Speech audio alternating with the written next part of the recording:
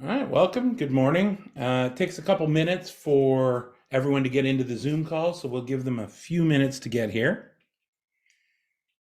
And we're expecting a very large group today, so we are running this very much webinar style.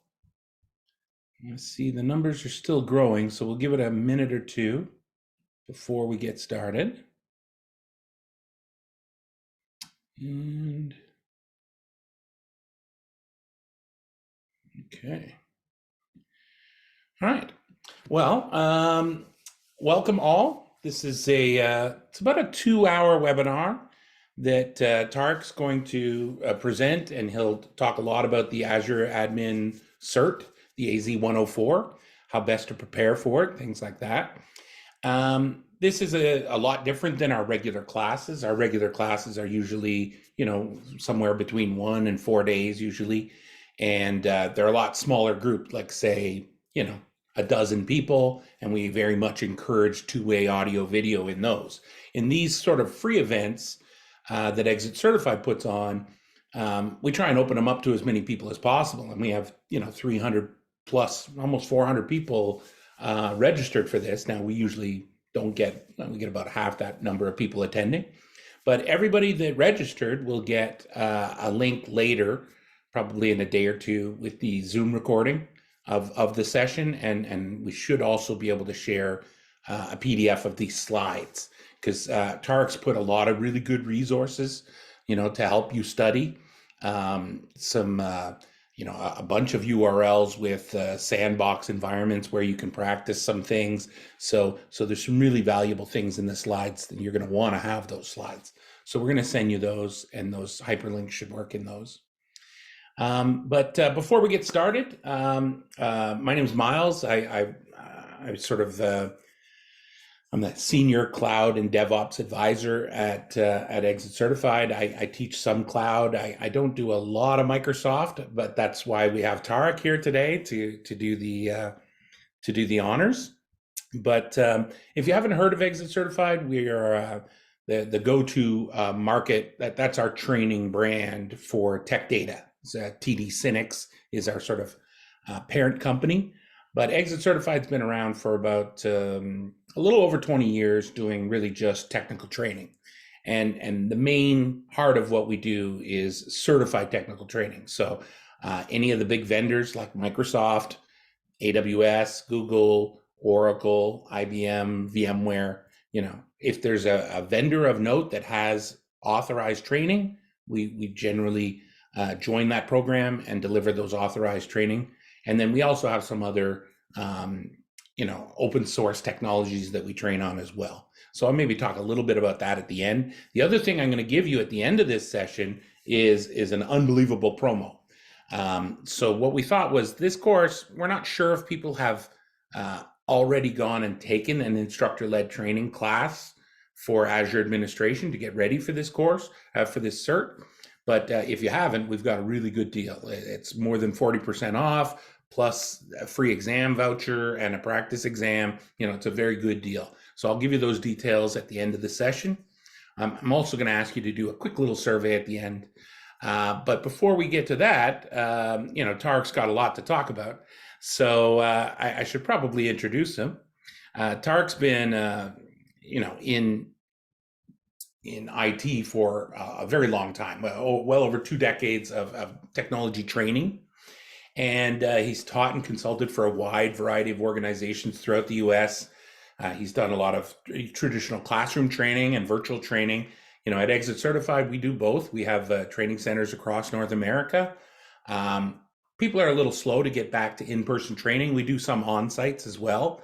If you've got a group of people, it's sometimes easier to send the instructor to you than the other way around. But we do a lot of virtual training, and mostly we use Zoom as the basis of our virtual training. But we've been doing it for a long time. We were probably about 60% virtual before the pandemic, and then we kind of flipped to 100%, and now we're slowly getting back into classroom training. But Tarik has a whole bunch of certifications. You can see some on the screen right now. He's got, some desktop ones, some server ones, and of course, cloud. So he is our Azure expert, And he's put together some slides here today to really help you get ready, to understand what does that AZ-104 exam look like, how to best prepare for it. And I'm sure he'll go through some practice exam questions and some other stuff. So maybe Tarik, you can take it away. Thank you, Miles. Good morning, everybody. Thank you for joining us today. And as Miles mentioned, we have a really solid package here for you. And we have several URLs and basically providing as many resources for you to kind of get ready and be successful for the AZ-104 exam. So what we're going to do, guys, is we're going to go through some strategies and also kind of go over how to prepare for the exam, how to register the exam. Okay, so this is our agenda here for today. And first, we're going to kind of start off easy, guys. We'll go and talk about how to register for the exam. And a lot of you might be using vouchers, so we'll kind of include that in the demonstration there. After that, we're going to get into discussing some strategies for taking the exam. And, you want to go in with the right mindset for the most part, guys, and kind of have a heads up on some of the scenarios that are going to be thrown at you there. And that's something we are going to discuss. And then from there, we're going to kind of focus on a lot of the resources that we're going to provide here, such as Microsoft Learn. And that's really going to be the courseware for the most part that's going to provide your information, the book for the AZ-104 course. And then from there, we'll kind of get pinpoint specific on what areas and chapters that you want to kind of focus on for the exam in particular. After that, we have some additional resources with Microsoft Learn as well, like assessment guides and study guides. And from there, we also have some hands-on with what they call Sandbox. And so I have plenty of URLs, pretty much all of them for the AZ-104. And as Miles mentioned, guys, we have a very good package here. And we're going to send you a PDF at some point, which will have all the slides here and all the links that you will need, again, to be successful on the AZ-104 exam. From there, we'll do a little technical deep dive, and then we'll also close it up with some Q&A at the end. Okay, so very excited to have you here, guys, and really hope that you find some of this very beneficial. Okay, and to start off with here, first, we'll talk about registering the exam. And for the most part here, we have Pearson VUE, okay, and that is really the exam provider. And you can do it in person, guys, at a Pearson VUE location, but you can also take it at home or your office as well, as long as you kind of have a private desk area to work with. So obviously very many options to take the exam. And if you take it from home or at the office, of course, then you have flexible hours to take the exam as well. It could be right up till midnight, just depending on what your hours are. Some people are morning, some people are night owls. So, that can accommodate all the above. Okay, and also, like I said earlier, we have a lot of URLs into the slides as well. Okay, and as we kind of push forward here, we'll take a look at some of them and of course, go in depth with some of them. Now, with that being said, when you first schedule the exam here, guys, there's a couple ways that you could do it, of course. Now, one, you could go straight to Pearson VUE, okay? But you also might just want to go straight to the Microsoft site first. And if you kind of go there first, like I have the URL down at the bottom of the slide here, and if we were to go there first, that would kind of give us the information about the exam itself. Okay, and for some reason, my URLs are not working on my slides here, but there we go. Just kind of took it a second. They weren't coming up at first there. So, okay, now we could go straight to Pearson VUE. And at that point, if you've already taken an exam, chances are you already have an account there. And from there, it'll probably be pretty straightforward and you're probably already familiar with it. But if you've never scheduled an exam, one of the things you're going to want first is a Microsoft account. And if you don't have one already, I would recommend going to Microsoft Learn, creating an account there. Of course, if you've already been certified in the past, then you most likely already have a Microsoft Learn account. Okay, but if we take a look here, these are basically the exam objectives here. And this is kind of getting us ready for the AZ-104 exam. Now, yes. We're still just seeing your slides when you click on that. I think you're sharing just the PowerPoint, not your screen. I'm sharing just a PowerPoint. Thank you, Miles. Let me just that there.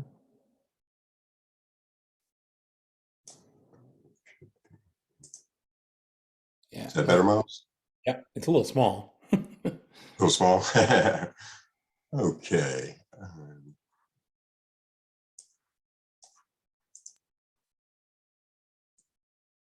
Okay, sorry about that, guys. I was just sharing the slides there. We were using the force just for a second there. Kidding. Okay. All right, so this is the URL that I have in this slide deck here. And again, we're going to provide a PDF, guys, with all the copy of the slides. All the URLs will be embedded there for you. So you can have everything you need right there readily available. I'm just going to kind of go over a couple things to get you familiar with it here. And like I was saying, this is where we can go for kind of look at the exam objectives, but we can also schedule the exam here as well. And I do have this URL on the slide deck. And to start off with here, if we take a look, they have an exam prep video here for us, a study guide. Now, the study guide is not really like Q&A. It's more the objectives themselves, which I have all outlined in the actual presentation as well. Okay, but if we just kind of take a look at this real quick here, it's going to kind of tell us what to expect on the exam, any updates to the exam, because they periodically change the exam. You know, Azure is always evolving. It's always getting better. So they're going to try to update the exam to accommodate that. From there, they're also going to discuss like skills measured. And then they kind of break it down. So if we kind of take a look here, they're kind of showing you percentages, excuse me, that was a tough word. Okay, of what to expect on the exam. So manage Azure identities and governance. Now that's really user accounts and group accounts. But when we talk about governance there, that could get into conditional access, identity protection, Azure policy. So that can be pretty broad. And, you know, these are some of the things we are going to discuss in a bit more detail, second half of the presentation here when we do the technical deep dive. But from there, you'll see they kind of break it down. And at this point, this is kind of broad here. You know, like I was saying, governance can include so many things, right? So if we kind of come down just a little bit further here, well, Microsoft's going to break it down in pretty much detail here for us, right? So at this point, we know we need to focus on creating users and groups, and there's various ways to do that, right? We can do it through the portal, we can do it through PowerShell, we can do it through the AZ command line, and it's feasible that they may test us on any of the above there. So we want to make sure that we're prepared to the various ways that we can achieve creating users and groups. And from there, you'll see that it continues to kind of go in detail about the administrative units and performing bulk updates and things like that. And then as we continue here, just key bulleted points kind of the whole way down. Now, this is something we're going to kind of focus on, like I said, the second half here when we get into the technical deep dive. But I just want to kind of show you everything that's going to be at your disposal. Okay, so this is a great starting point here. Identify exactly your objectives, what you need to focus on. And you might see areas in here, you know, I feel pretty good about the ARM templates. I've been doing that for a long time. But you know what? I'm not very good with storage. So you might want to channel, you know, a bit more effort into that area. Okay, so this is a good area to start out with, guys. And of course, you know, you really want to read the whole book, do all the labs if you can. To me, that's really going to be very beneficial because sometimes they're going to test you on how to configure certain things in Azure, and they may want you to know the exact steps that would be involved with that. Okay, so I think looking at the objectives here, I think reading the book and following it up with some hands-on is really going to be your best bet to kind of prepare yourself. And then from there, start focusing on practice exams to kind of understand the format of the exam. And I think that would be a very successful package there. Okay, so at this point, guys, you can see that we just kind of continued, and it just kind of shows you everything that you're going to need for the exam here. Okay, and then like I said, that will change periodically. So right now we kind of see that this was updated October 27th. Okay, so I would keep an eye on that for sure. And then another thing we can do here, I'm going to go ahead and close out that one tab, is we can also schedule the exam through here. So like I was saying, we could go straight to Pearson VUE. Okay, but we could also come right in here. You'll see schedule the exam. And I have these in the PowerPoints as well, guys. I'm just kind of briefly demo the steps here. So you would select schedule exam. And at this point, you're going to go through a little registration process. Okay, so you have your profile. Of course, if you have a Microsoft account, guys, you have a profile. If not, then like I said earlier, you'll just create one with Microsoft Learn. Okay, from there may be discounts, guys. That just all depends on your organization and of course your certifications as well. And then you'll see schedule exam. So it's just 3 steps here. Okay, so this is my profile here.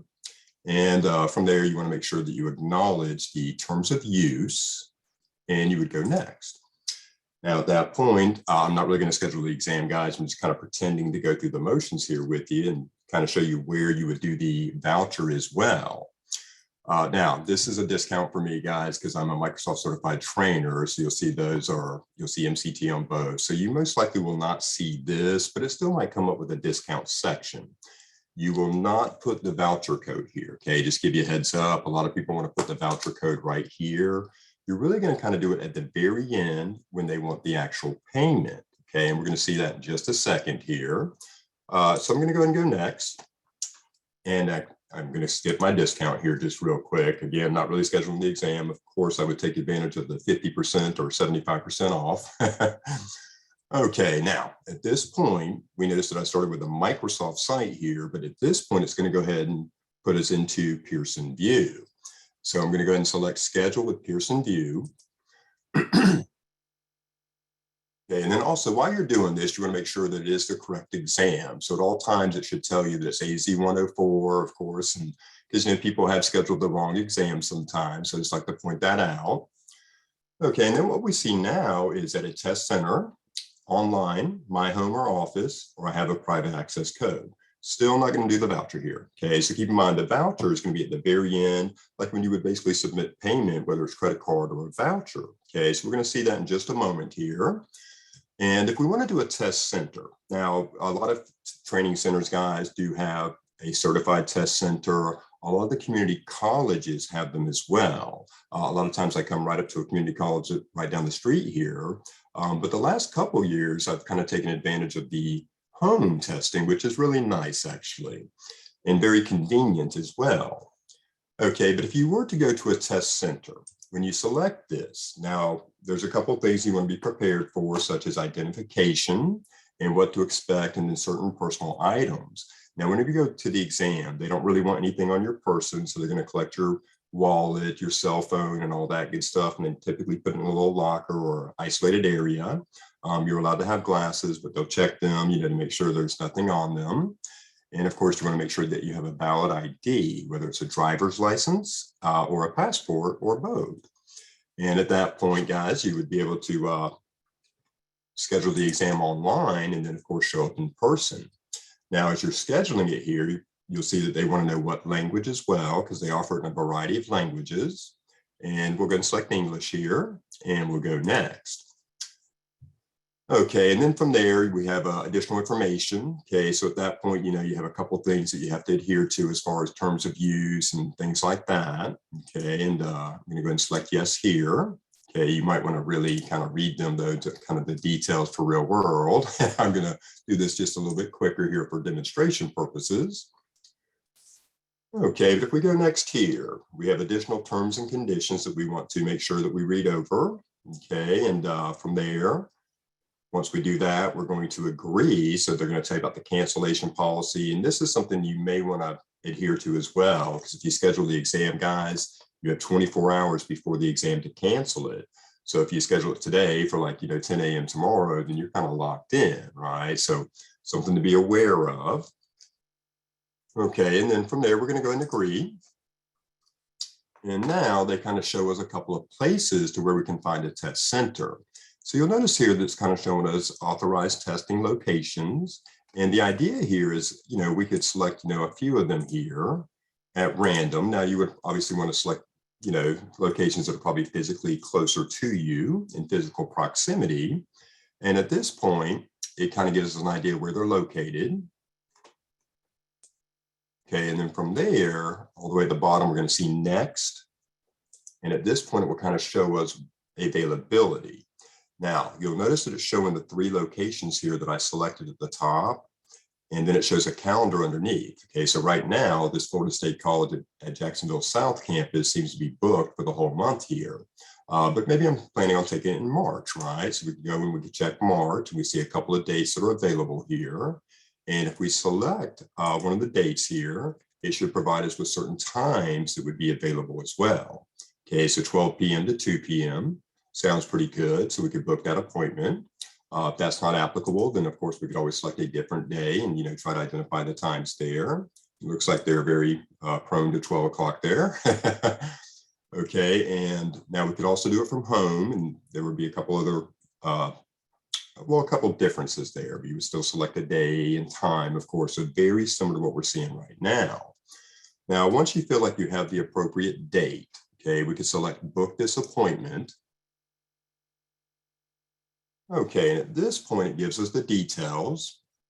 Okay, and they also want to mention Measure Up. Now, this is something we're also going to discuss, guys. Now, Measure Up is the actual study guide that is recommended and Microsoft approved for all their exams. Okay, so we're, of course, obviously focused on the AZ-104, and this is something that you could actually purchase during the exam registration. But you'll see here, guys, it's $80, which is normally $99, so it is actually discounted, but we're going to offer this exact same study, guys, for roughly about $50, okay, and I have a presentation slide for that as well, and with the URL for that as well. And the Measure Ups, guys, I'm a big fan of them. They're great. They really prepare you for the exam. So like I said, read the material, follow up with the labs, okay, and then from there, once you kind of feel like you have that foundation and you're kind of in test mode, this is going to be kind of the last, step before you go take your exam. And Measure Up can be tough. Okay, but they're very close to the exam, so very real world. And then from there, whenever you are going through the exam, you can put it in a practice mode, which kind of allows you to take your time and dissect it. From there, you can kind of go in a test mode, which is kind of more timed, and you're kind of really simulating the actual exam. Okay, whenever you're taking the exam, though, what I really love about Measure Up, and I'm sure there are other study guides do it as well, but it tells you why the answer is correct and why the other ones were wrong. And I find that very beneficial because sometimes when you're reading that, that's going to help answer other questions that you may see on the actual exam. Okay, so at this point, we're just going to go ahead and go next here. So we kind of see everything in front of us here, total cost and all that. And you'll see the exam's typically $165. And then from there, we proceed to checkout. Now, at this point, this is where we can provide the voucher. Okay, but at this point, you'll see this is where they expect payment. And of course, whether it's credit card, whether it's a voucher, whatever it may be. Okay, so at this point, we'll see right here, right underneath the estimated total due, we're going to see add voucher or promo code. So at that point, we can drop this down. And of course, if you do sign up with those guys, and as Miles was saying, a fantastic deal, guys, 40% off of the class, including the exam, voucher, and study guide, fantastic deal. So please take advantage of it. Okay, but with that being said, if you were to get a voucher, you would just paste it in here or type it in here. And at that point, no need for a credit card, of course. And you would just kind of make sure you dot the I and cross the T with your name, your address, and so forth there. And that's really about it, guys. So scheduling the exam can be pretty straightforward. Just make sure you have everything prepared. Okay, and like I said, I kind of have all that spelled out as well. I'm just going to go ahead and minimize that. Okay, so I have all this in the actual presentation, guys, and keep in mind there will be URLs with it as well. They weren't working at first, guys. I guess it's because I was just sharing my PowerPoint presentation. So you'll see here that if I click on that, that's going to take us straight to that link. Okay, and then also if I were to kind of click on Pearson View, that would take us straight to Pearson View. Okay, so keep in mind everything you see here, you're going to get a PDF and you're going to have the exact links that I'm showing and demonstrating here. And like I said, a great little package here, guys. I think I've got everything covered for you. Okay, so at this point, we'll kind of make light of it. So we just saw exactly how to schedule at a test center, but keep in mind you can do it at the home or office as well. And like I said, guys, all you need is a desk, just cleared, nothing on it at all, except the laptop or the computer that you're going to be using to take the exam. And they have you kind of, use your camera and show the actual workspace to make sure it's clear. And they'll have you take a couple of pictures and a couple of things before the exam. So if you do take it from home, I think they allow you to come in roughly about 30 minutes before the exam is scheduled. And I would do that because it will take a little bit of time to take your pictures, and they want you to take a picture of your left, your right, in front of you, behind you, because they want to kind of see your exact workspace there. Okay, so depending on how you want to take it, guys, like I said, several options there. Okay, so the next couple of slides, we're going to kind of make light of, being that we just kind of demoed this. Okay, but you'll see that I put it all on the slides here. So we kind of see the 3 steps there, how to schedule the exam. Okay, whether it's at a test center, whether it's at home. Okay, and originally I was just going to kind of focus on the slides, but I figured, you know what, let's bring up the URL and kind of walk through it there.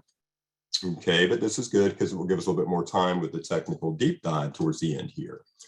Okay, so at this point, guys, it's kind of showing the screenshots of what we just demonstrated, and we're going to select our language, of course. We're going to take a look at the terms of use and the Microsoft policies and adhere to those. From there, we proceed to checkout, and then keep in mind that whenever we proceed to checkout, where they actually want payment, that is where we will deem the promo code at that point for the exam. Okay, so at that point, you would just drop that down, guys. And like I said earlier, paste it in there or type it in there. And that should cover your exam cost. Okay, now from there, let's start getting into some of the deeper stuff here. Okay, now, whenever you are taking a Microsoft exam, and you know, this is applicable to many of the Microsoft exams, not just the AZ-104, there are certain formats that they will throw at you and you might want to be ready for. Okay, now one, take your time and read the entire question. Now I know that may sound funny, but sometimes the questions are very small and they're pretty straightforward, and that's wonderful when they are, okay? But sometimes the questions are going to be a bit longer, and they anticipate that they want us to think outside the box a little bit, okay? And at that point, you want to make sure you read the entire question, because you know what? Sometimes you're reading the question, and it may be something you're very familiar with, and you already have the answer in your mind. Well, at that point, you know, at the bottom of the question, it could be is or is not, or in this game changer, right? So you want to make sure you just read the entire question, and from there, you know, provide the best answer. And I say that, guys, because sometimes I've been guilty of it myself. I start reading a question, I think I know where they're going there, and I think I already have the answer. And a lot of times that will be an available answer, but it may not be the correct answer, right? So I want to make sure I read the whole question. And I even have to tell myself sometimes, Tarik, slow down, read the whole thing, okay? And then from there, answer the question. Now, if you can, of course. Now, I do have this in here as well at number 4. Now, if you read a question, and you do not know the answer at all, okay? The exam is timed, all right? And you know what? For the most part, they're going to give you plenty of time, okay? But we want to make sure we utilize that correctly. So whenever I'm taking an exam, if I know the question, I mark it, you know, I answer it, of course, and I move to the next one. If I read a question, and at the end, I'm kind of like, I'm not really sure, I will mark it, and I don't even answer it. I will mark it, and I continue. So with that format, you know, hopefully by the time I get towards the end of the exam, my hope is that I have less than 10 marked. And the reason being, you know, this is nothing science, but if I feel like if I have less than 10 marked, I'm doing pretty good on the exam, all right? Now, if I have 14 or 15 marked, and I'm a little nervous because at that point, we're kind of on that border where it could fall either way, but it allows me to identify how many I have left, how much time I have left. And at that point, I can put a little bit more energy on these questions that I was not able to answer immediately. And you know what? Sometimes you're going to have to draw them out and take advantage of that. They'll provide a whiteboard for you. And if you need to draw out a scenario and, you know, mark things out and of course, draw it out. And sometimes that visually, you know, to visualize it will help answer the question as well. Okay, so write down details when need be. And some of it, like I said, some of the questions are going to be pretty straightforward. Some of them are not. And that's when you might need to write down the details. And some of them can be quite long. So write down the details, draw out the question if possible. And, you know, it could be one, maybe they're focused on a virtual network, or they're deploying maybe a firewall and maybe a virtual network gateway, and you're trying to visualize all that, right? So instead, maybe draw it out. And then as you continue reading the question, you know, it might help you dot the I, cross the T, and, you know, connect certain things together. And I find it beneficial, guys. It doesn't mean it works for everybody. So these are just recommendations, and I really hope they do work for you. Okay, now number 3, very important. And I live by this, I swear by this, and I tell every student this for the last quarter of a century. Always try to use process of elimination, always. When you see these questions, and especially the multiple choice, when it's A, B, C, D, 2 of them are typically not even in the ballpark, right? And a lot of times we can eliminate that. So you know what, C and D, no way. Okay, so now I'm at A and B. which I'm still kind of on the fence here between A and B, but at least I'm at a 50-50 shot now, right? And I know it's not perfect, but sometimes you'll get lucky enough to where you're not sure of an answer. And all of a sudden you're like, well, no way is A correct. No way is B correct. C, I'm not sure, but you know what? D, no way. So it has to be C. And sometimes we get that lucky, and, and that's a great thing as well. But I do find that process of elimination has been very beneficial for me over the course of my certification years. And guys, when I first started certifying, to be very candid, I struggled with the exams. I did not have a strategy. I just kind of went in there reckless. And, there were times that I would struggle. And fortunately, one of my peers told me, process of elimination, Tarik, you have to go in with that mindset, draw everything out. So giving me the exact same advice that I'm trying to provide for you. And I have to admit, it was a game changer right out the gate, a game changer. And, the exams are already tough, guys. So, any little benefit that can go our way is going to be very useful. Okay, now from there, if you do not know the answer, okay, so I kind of got ahead of schedule on that one. Now mark it, and as I was saying earlier, guys, and matter of fact, I've taken a couple of exams this year, and the last one I took, I think I had 8 questions marked. So at that point, I felt good, and I kind of felt like assuming that everything else was correct, right? So I kind of felt like, you know what, you're going to pass this exam, but let's try real hard to get these other 8 correct as well, just in case. Because you know what, you might be tricked on some of the questions, and you felt like you read it, you felt like you answered, and you felt very comfortable that was the correct answer, and it might be, but at the same time, it may not. So my goal was to try to get every one of them correct as possible. And for the most part, they're typically looking for about 70%. So the exams, guys, they score up to 1,000 being the highest, and they're typically looking for a 700 as a passing score. So that's why I say 70%. But with that being said, well, there's different types of questions, okay? And some questions may weigh more than others, okay? So it's kind of easy to say, oh, 70%.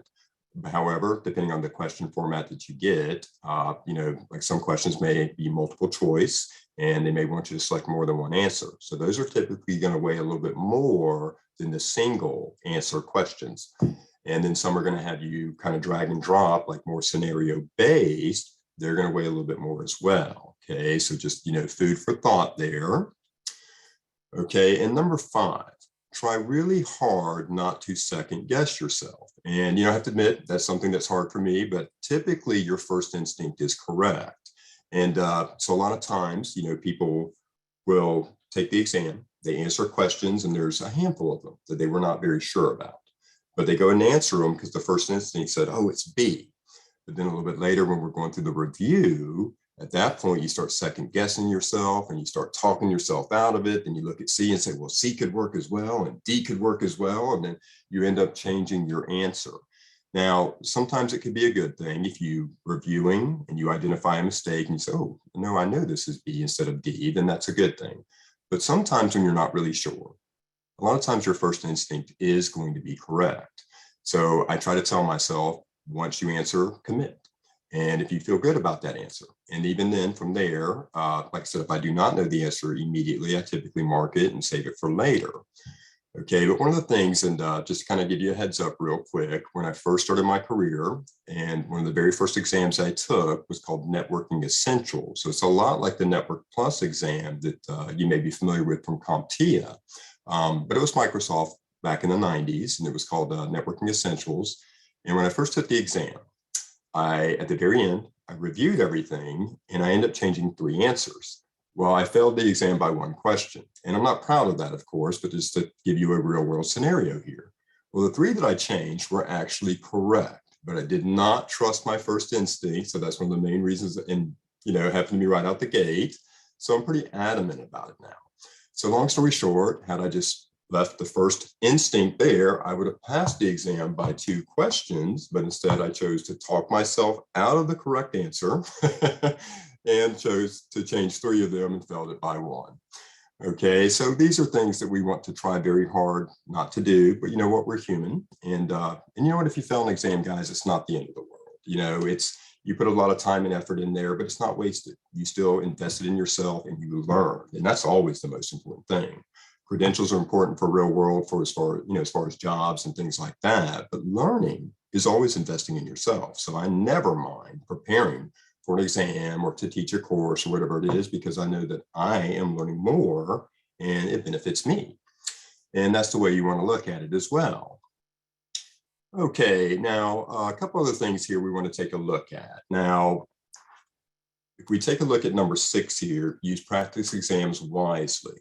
Now, as I was saying earlier, practice exams are really great. So typically, guys, whenever I'm preparing for an exam, I want to read the book because I want to understand the product. And then from there, I want to do the lab. So I'm going to do the hands-on, and you're going to see at the end of this presentation, I have several URLs. So Microsoft has what they call Sandbox, which will allow you to go in and kind of activate a sandbox tenant. And so at that point, you'll be able to go in and do certain exercises like deploy a virtual machine, a storage account. Some are going to be portal-based, some are going to be Azure command line, and then some are going to be PowerShell. So you're going to kind of get the best of, the 3 worlds there for administering Azure. Okay, and so at that point, whenever you're doing the practice, well, do that first. And then once you kind of feel like you have your foundation, I'm feeling pretty good with the product here, feel pretty good with the book, the hands-on, and I want to start gearing towards the exam. Well, that's where the practice exams get very important. So at that point, guys, I focus on nothing but the practice exams, for the next few days or maybe even sometimes a week before the exam. And when I say use them wisely, you definitely do not want to memorize a practice exam. That will not benefit you in any way, shape, or form. So remember that they're going to explain to you why this is the correct answer and why the other ones were not. And you want to take advantage of that. And like I said, when you understand that and understanding why the other ones were not correct, sometimes that's going to help with other questions. But not only that, it helps you understand other objects in Azure and what they may actually represent. Okay, so I find that very beneficial, and take your time when you're doing the practice exams as well. There's no hurry, especially the first couple. So the first few times, matter of fact, at least the first 3 times, I put it in a practice mode because I don't really want it to time me, and I want to kind of dissect it, take notes. And what I try to do is key bulleted points, keep it as small as possible, right? So I just get a notepad and bullet point, bullet point, bullet point. And then at that point, once I dissect the exam, I go in test mode, and that's where I start simulating. And my goal is to get 1,000 every time, right? So once I get 1,000 a few times, I feel like, okay, I think I'm ready for the exam. Now, that may be a little excessive, but that's my goal. And I've never aced an exam, but, as I'm preparing, I want 1,000 on my practice exam. And that feels like, I'm pretty much as ready as I can be. Okay, so hopefully some of that will be beneficial for you. Okay, and now number 7 here.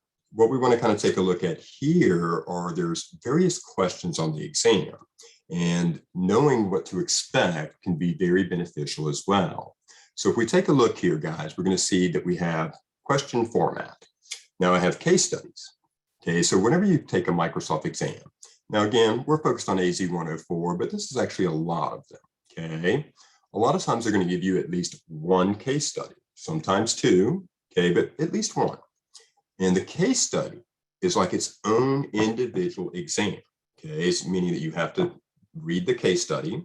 And what it is, typically, they give you an environment. Okay, so you're going to read like the existing environment. And a lot of times they're either going to be migrating into Azure or just transitioning certain workloads into Azure.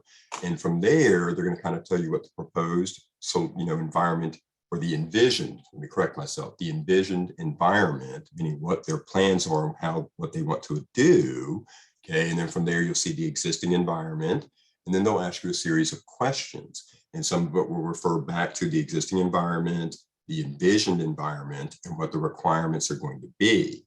So the case study can be a very, very long question, and it's in different sections, but they break it up kind of nice. So it allows you to kind of go to different sections directly of the case study. And a lot of times they do focus on the requirements. So what I recommend there is actually reading the case study. Okay, but when I say that, the first time through, very quickly. And I know that may sound funny because it's long, and you're not going to remember every detail. Okay, but you're going to see certain things in there that will refresh your brain. From there, take a look at the questions and then go back to the case study. And at that point, you'll find the right area in the case study, what you need to kind of pinpoint on. And remember, if you need to write it down, draw it out, that will be an option. And I find that, kind of a successful format for the case studies. So the first view, I just kind of glance over it very quickly. I don't really write anything down, but as I start to read the questions, I go back to the case study, and then that's when I start writing things down or drawing it out. Now, with the case study, you could get 6 questions, you can get 10 questions. It just depends. It's random. It just comes from a pool. Okay, but if you get a case study, and let's say that you get 10 questions with it, at that point, it's like a 10-question exam. So even though I said mark the questions, technically you could mark some. But before you finish the case study, you have to finish all 10 questions. And that's why I say it's kind of like a separate exam. So at that point, it will ask you, are you sure? And you will say yes. And at that point, when it goes to the next section, you will not be able to go back to the case study. Okay, and so it is literally like a separate exam inside of an exam. Now, again, when I say this, when I get the questions, can I mark them? Yes. Can I go back and review them? Yes, but only while I'm at the actual case study. So once you finalize the case study and say, yes, it's complete, it will end the case study, go to the next section of the exam, and again, you will not be able to go back. Okay, so that can be important. Now, from there, a lot of them are going to be multiple choice, just A, B, C, D type thing. A lot of times it will be a single answer. Sometimes it will be a multiple, choose all that apply, choose 2, choose 3. Okay, from there are some drag and drop scenarios. Now, these are typically the ones where they either want you to match a criteria, okay? And I do have a couple of examples that we'll take a look at as well. Or a lot of times it is more steps, okay? So it might be how to configure, like a virtual network or something like that. And they'll have certain steps, and they might have like several, maybe 7 to 10 steps on the left. And the idea is you would drag and drop the correct steps in order, okay? So when I say drag and drop, they're going to kind of give you basically little scenarios that you can drag over, and you just drag them to the right location is what it's going to be. And a lot of times it is step by step on how you would configure something, but sometimes it's matching something up. Like, where would you go to create a user? And Azure AD might be one of the options, and you just drag it right over there as an example. Okay, so drag and drop. Okay, so case study, multiple choice, drag and drop, and then we also have radio buttons.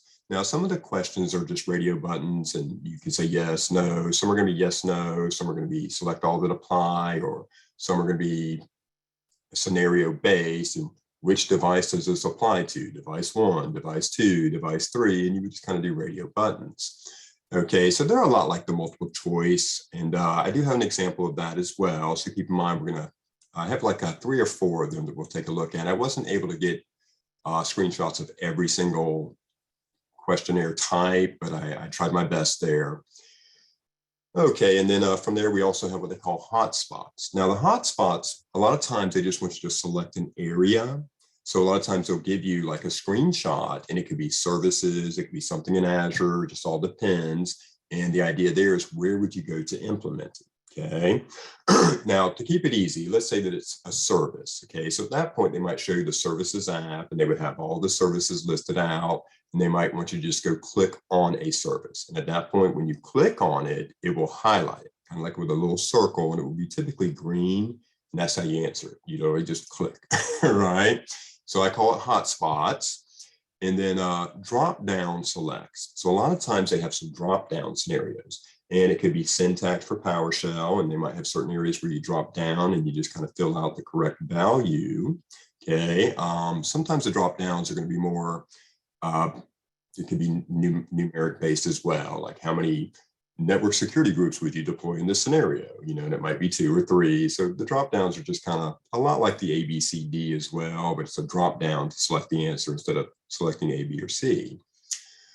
A series of yes, no questions. Okay, now this is an important area here. Okay, and this is also another one that you will not be able to go back on. Okay, so as I mentioned earlier, you can mark questions and go back to them. However, this is an exception to that. Now, typically the yes, no scenarios, a lot of times they're going to ask you a question. And they're pretty much going to ask you the exact same question 3 times. And the answer is going to be yes, no. So the question again, yes, no, question again, yes, no.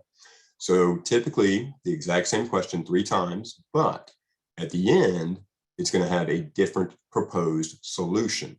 Okay, so it might be, how do we implement multi-factor authentication in bulk? And the first one might be go to Azure AD and go to each individual user and enable MFA. Will this work? Yes or no? Or will this meet the required proposed solution? Yes or no? Now, technically, yes. However, in bulk, the answer is going to be no there. Can I go into Azure AD and can I enable MFA on a per user basis? Absolutely. But if I have 1,000 users, I'm not going to go that route, right?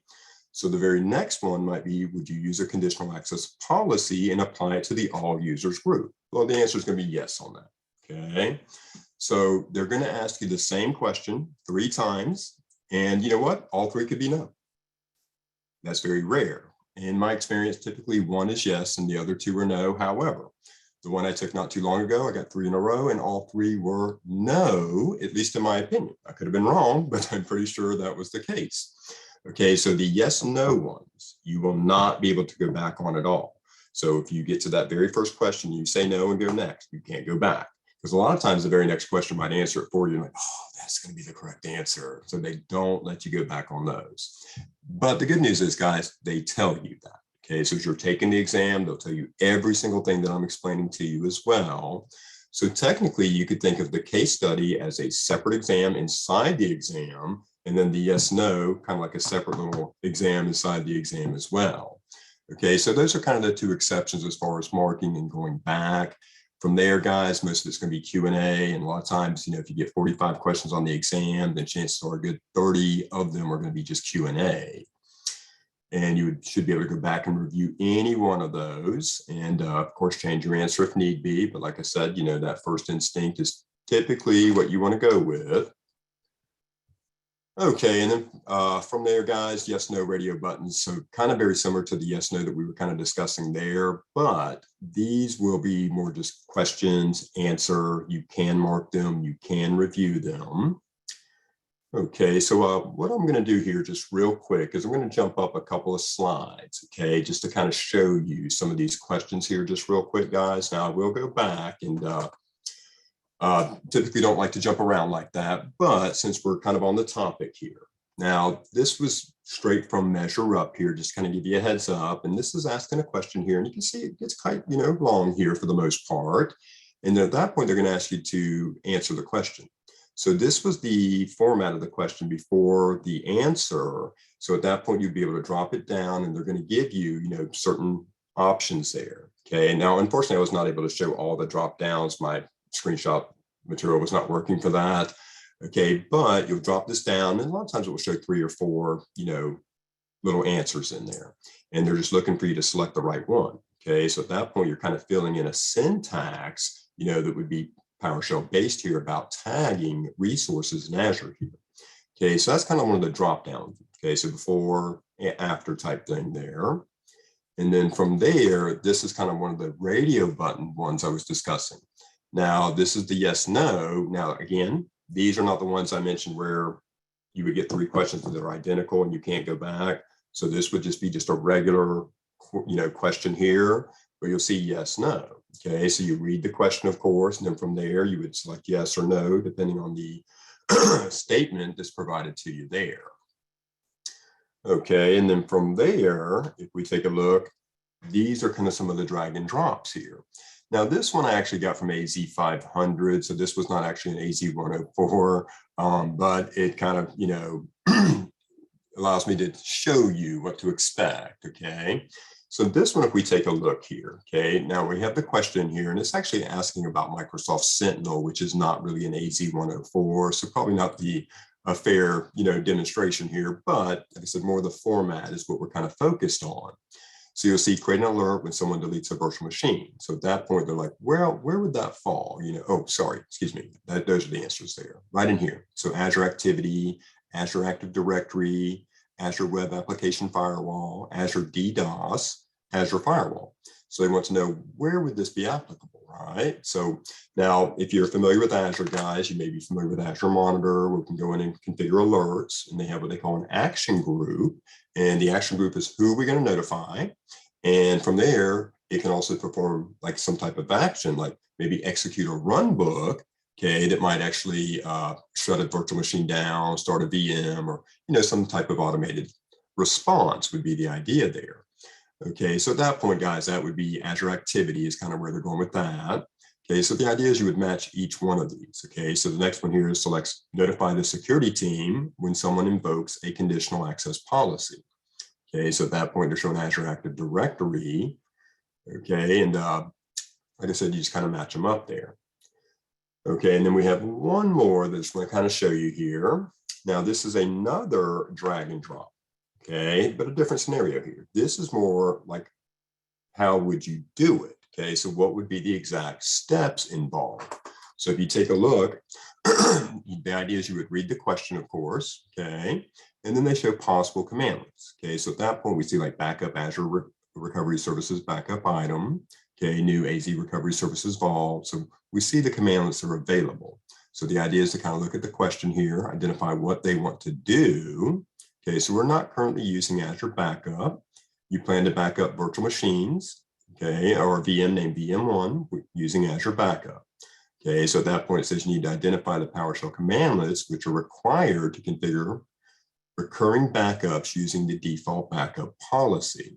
So which 3 PowerShell commandlets should you run in sequence? Okay, so at that point, they're showing register-AZ resource provider, and then creating a new Azure Recovery Services vault.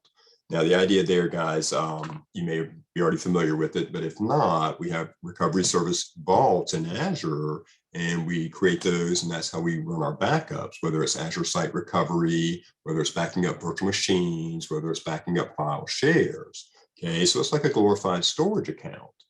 Okay, but if we take a look here, backup AZ Recovery Services backup item.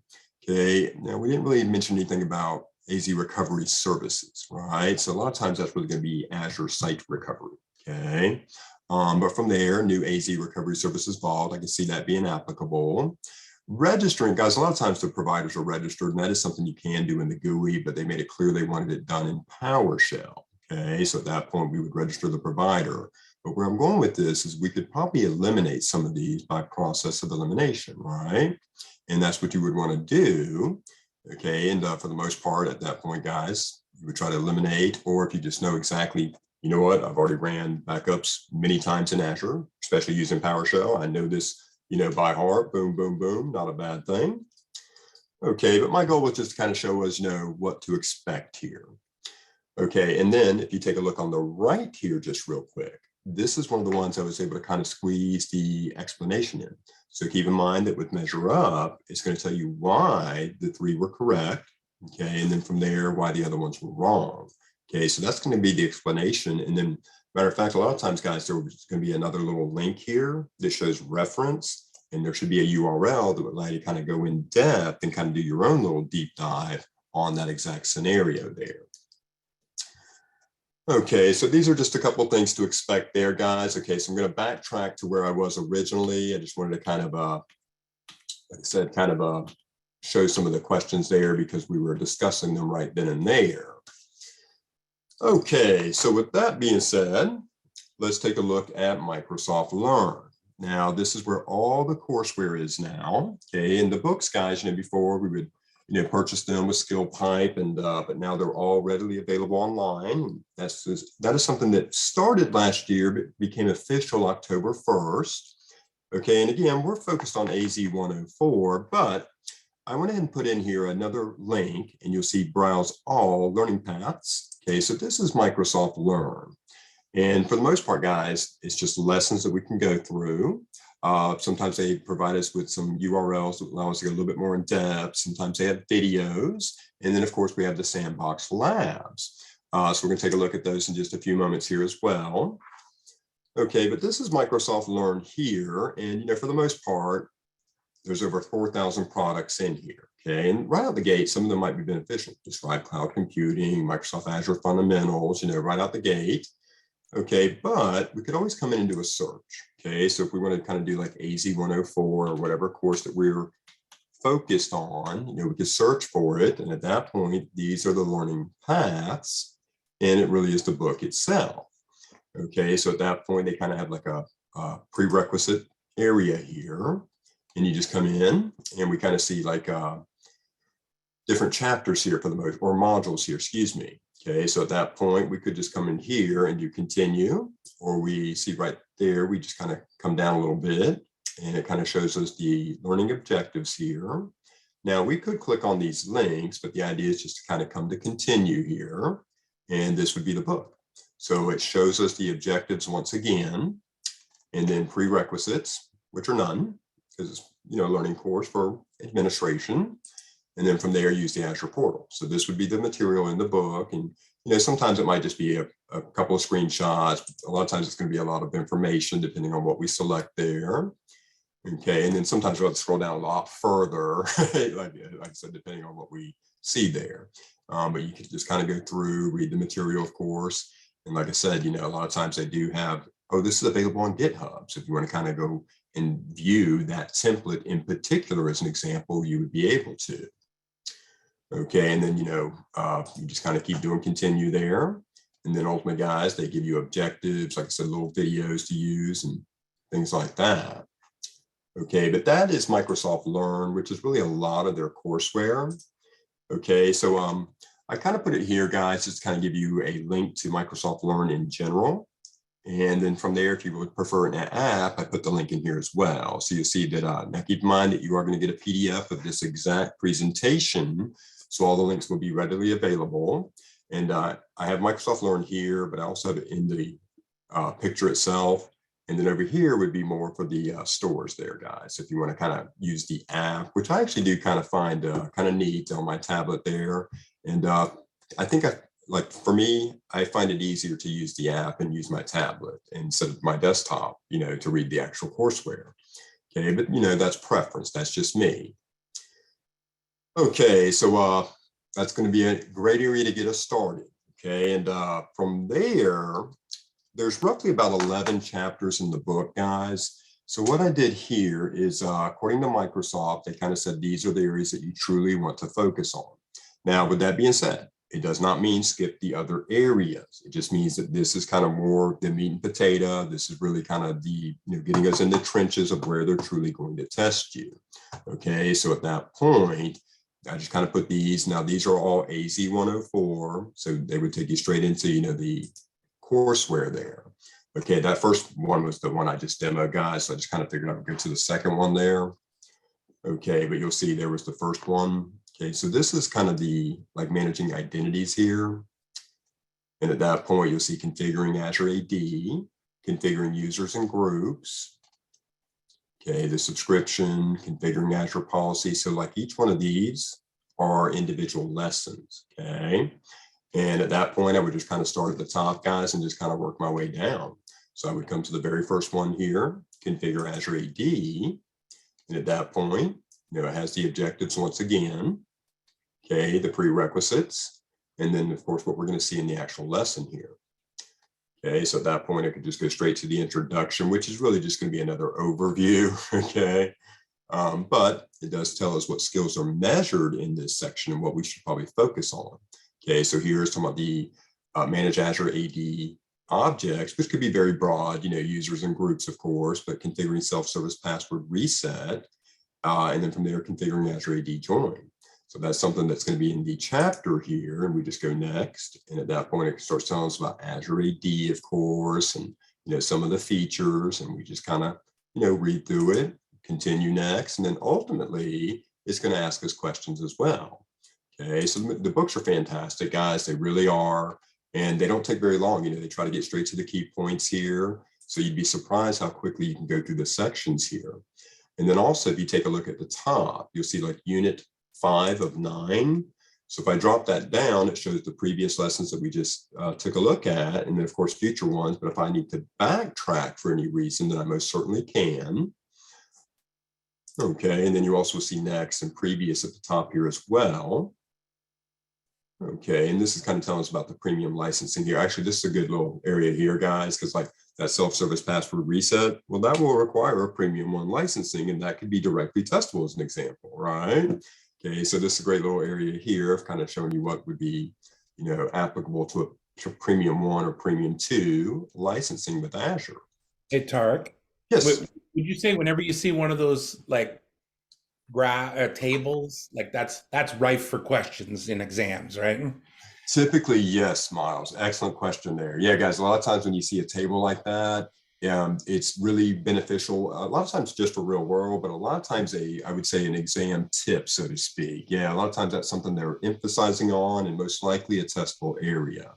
But I will tell you this, guys, from taking the exams, I firmly feel that every bit of the material was in the AZ-104 book. It's just some of it you have to put together sometimes, So like if you get to networking, they're going to say, oh, this is a virtual network. And then as you continue pushing forward, you're going to see a network security group. Then you're going to see an application security group. Then you're going to see the firewall. But it's all separate. So we need to understand how to bring all that together as well. There was one question that I answered in the Q&A. I just want to make sure and maybe get your, they said the AZ-104 certification does have any expiry date.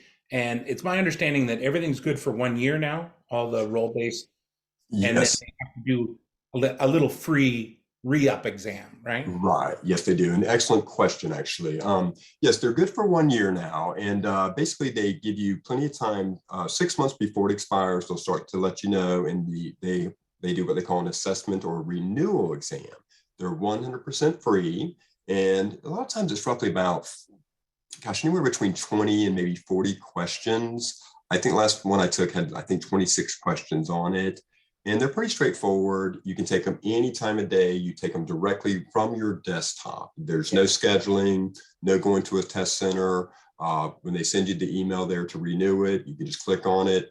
And if you fail it, it's not a big deal, guys. You have to wait, I think, 24 hours. You can take it again. If you fail it again, another 24 hours. But, for the most part, it's even an open book exam. So, just whenever you're ready, guys, you go in there with your browser, maybe open up another one and, use your information that you have available, whether it's, Google, whether it's the book, whatever it may be. But I guess I guess some years it might be more challenging if things have changed a lot in the product, right. right? And absolutely. And, matter of fact, when I renewed mine, they seem to focus on applications a whole lot.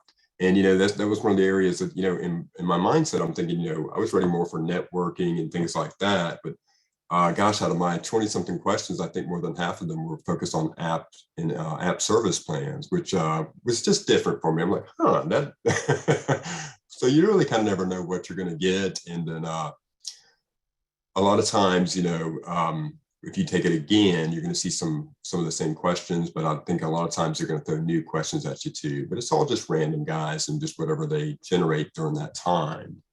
We were thinking it might be time to take like a short break. Sure. Yeah, sounds great. Like Yeah, 10 guys, minutes or everybody. so? Yeah, everybody ready for 10?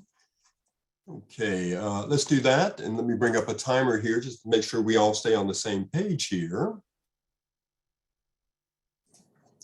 Okay, guys, let's take 10, stretch our legs and refill coffee or whatnot. And then we'll reconvene in about 10 minutes, okay?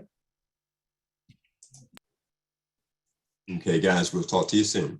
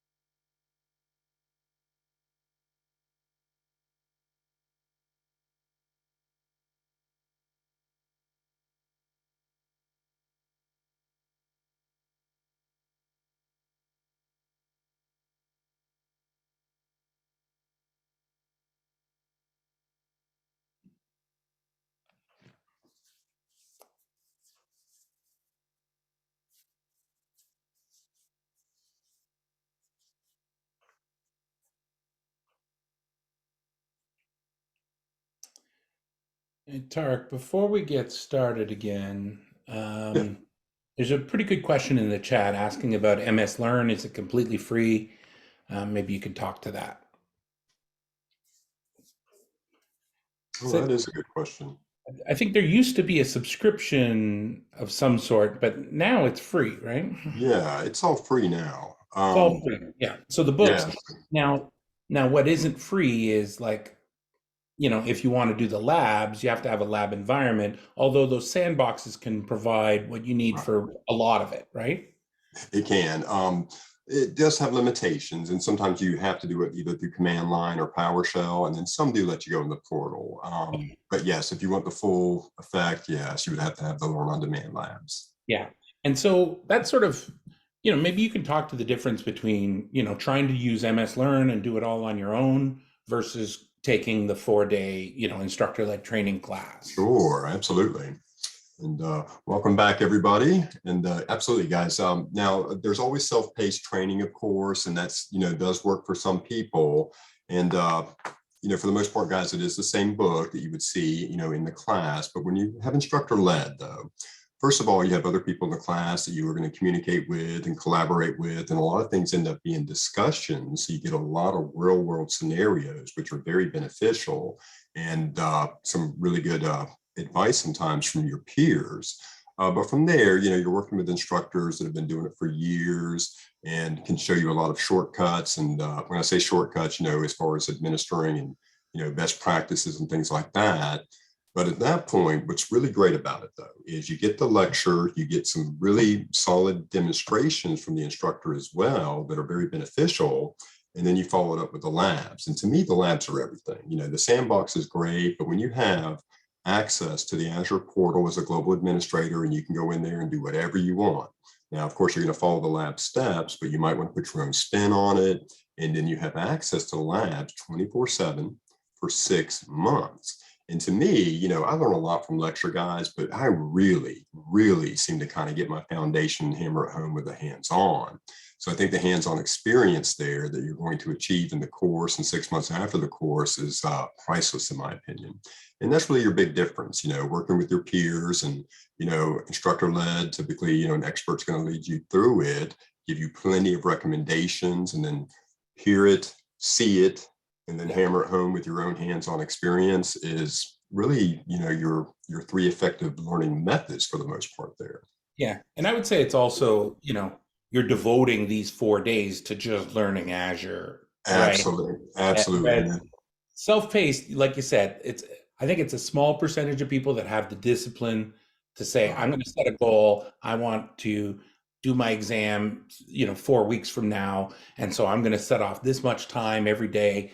It's difficult because you're fighting fires at work, like all that kind of thing.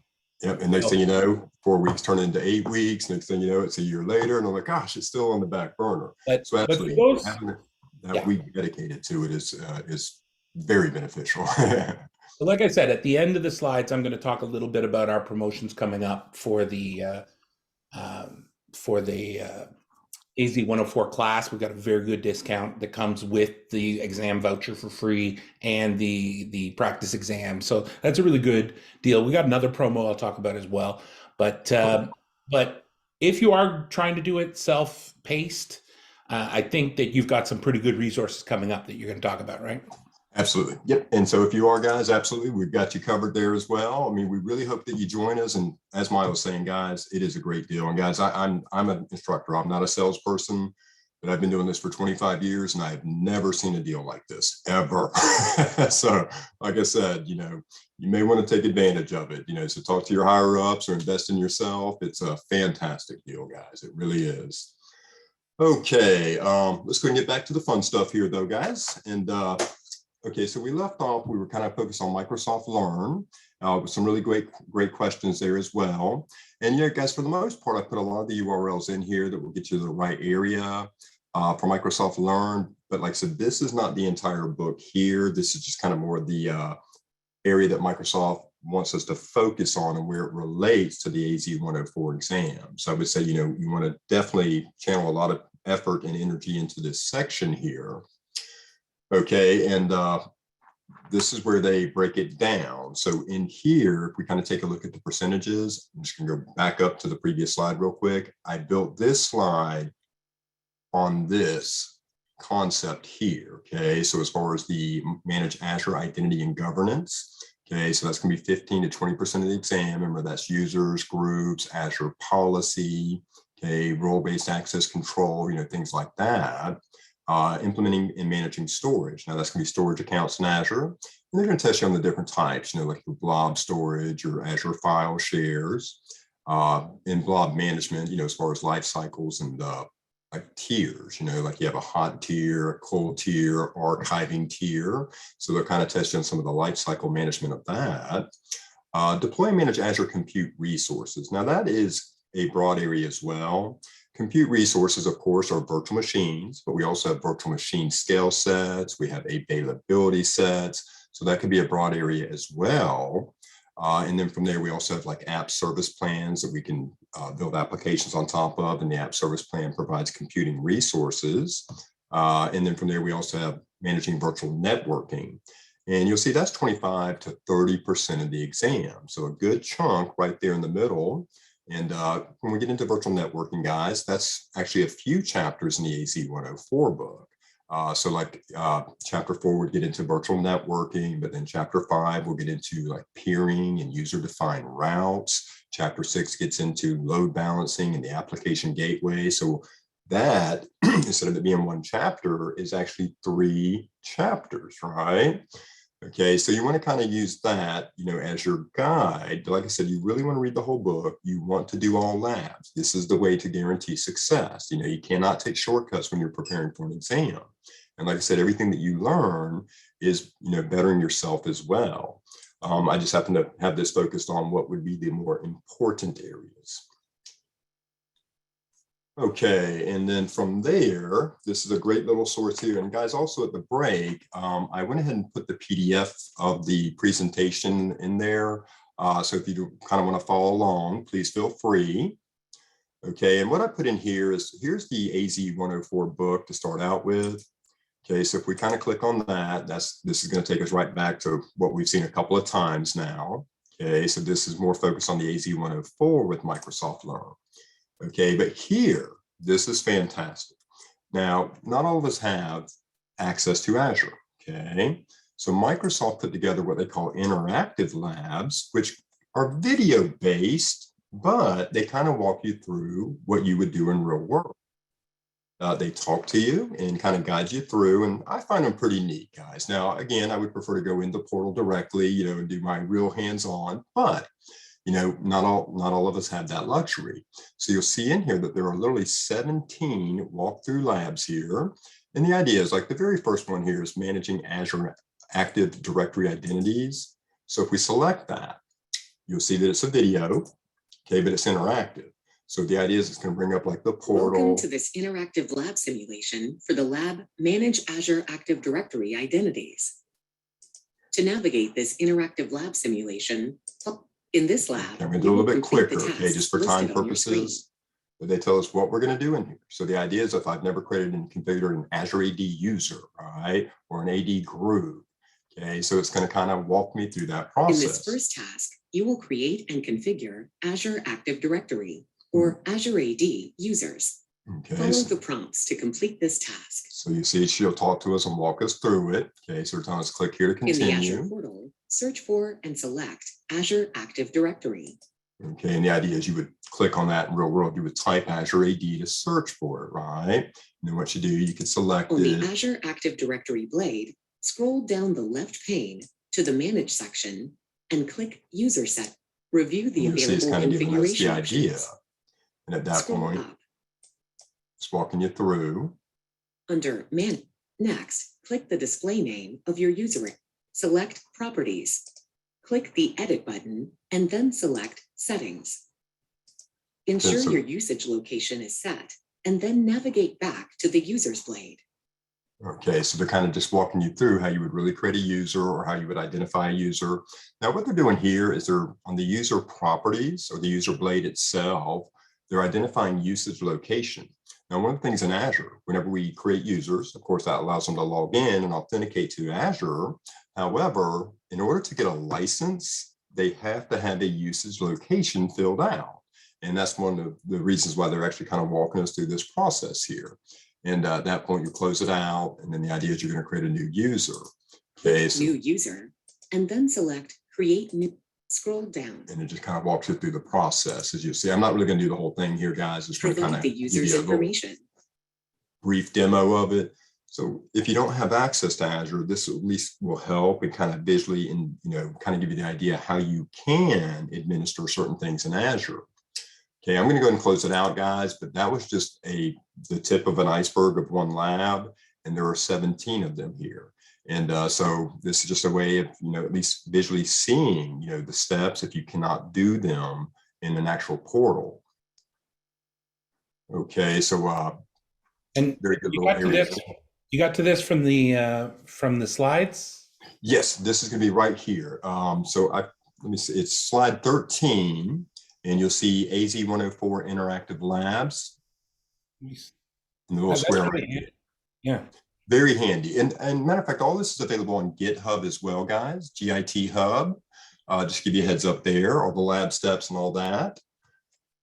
Okay, and then there's also an exam video here. So like I said, we put together a really good package, guys. Any resource that we could think of, we just threw in here. We figured there's no way that you could have enough, right? Okay, so this is just a little exam prep video, and she'll walk you through exam prep session for the Azure Administrator course. some of the concepts here. Microsoft Certified Trainer. Okay, I'm going to close that out too, but like I said, all available. And then right in here, 2 ways to prepare: self-paced or instructor-led.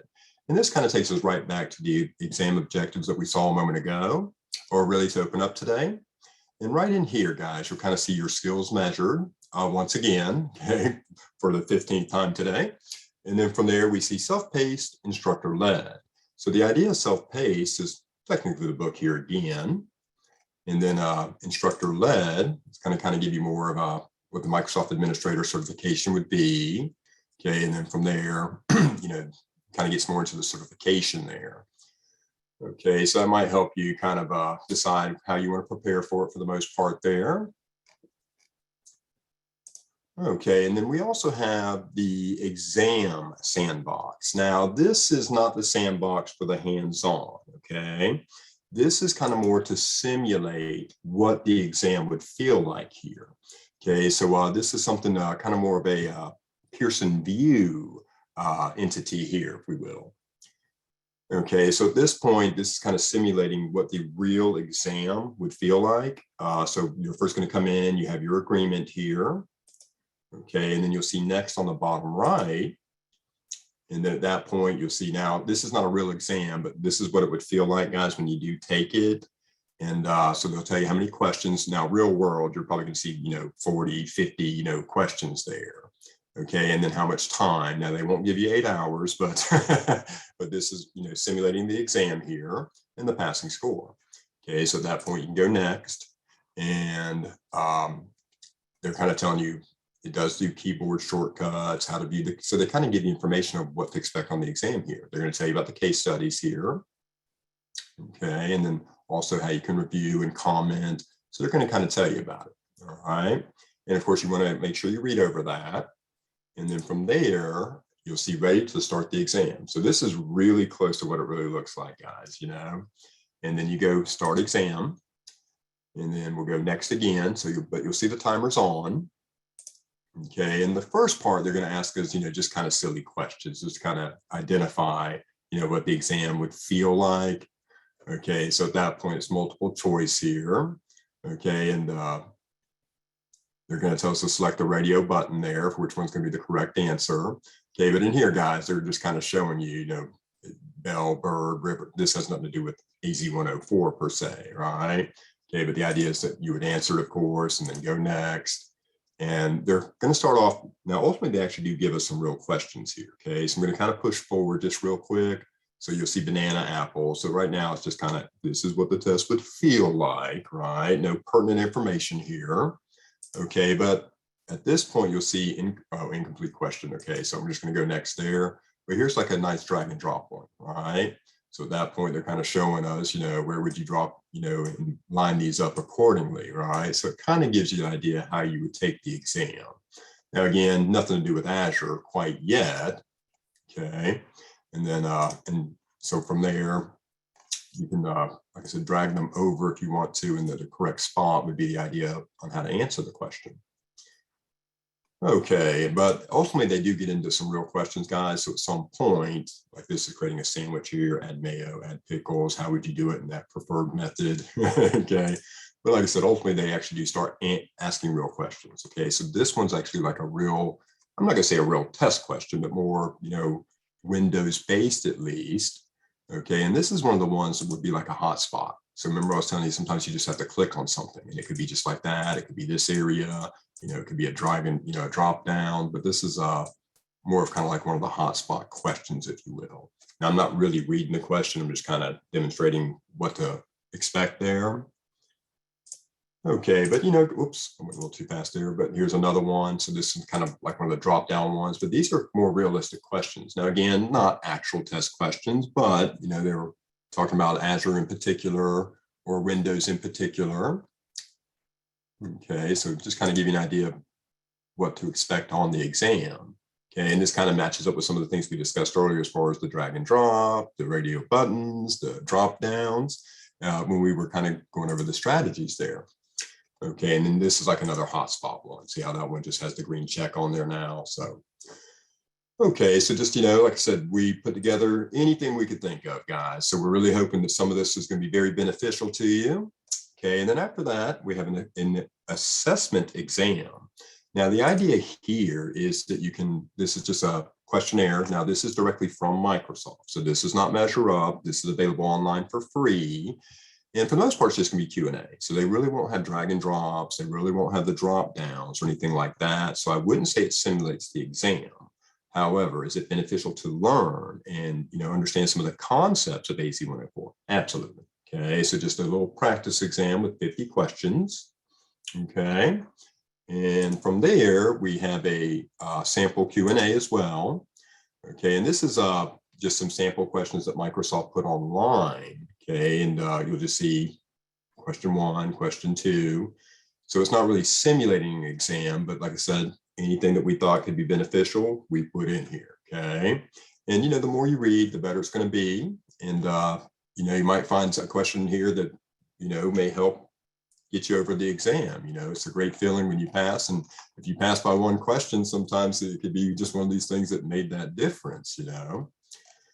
Okay, and of course they're also going to give you the reason why it's correct and all that, and then you also see that it gives URLs. So we're going to kind of go a little bit further with it. So that's another good reason to have the sample questions there.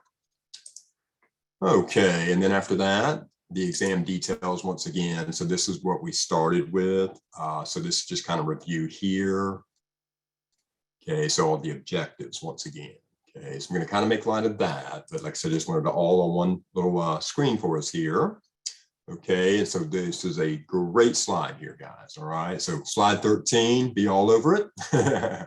All right, and then from there, I have this broken down per module. Okay, so there's 11 chapters really.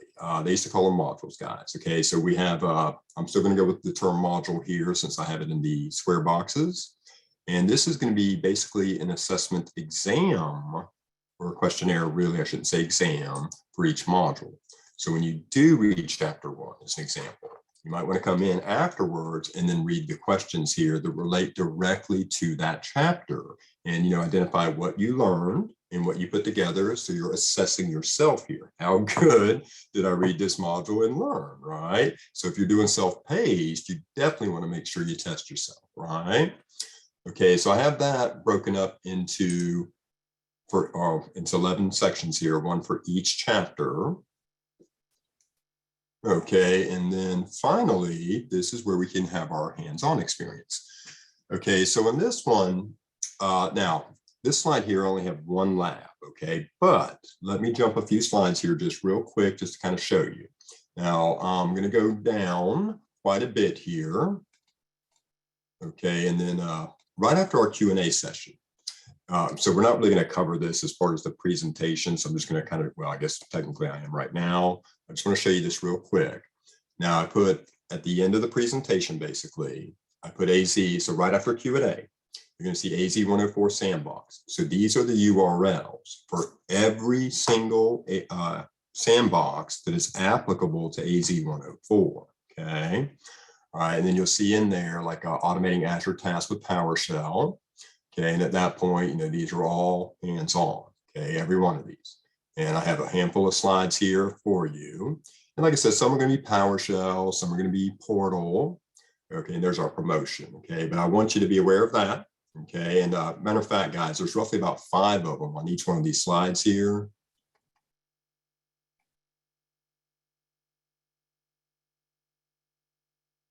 So that's almost 50 labs that we're taking a look at there, just to kind of give you a heads up. Okay. So that was from slide 29 all the way to slide 37. Okay. So tons of hands-on there.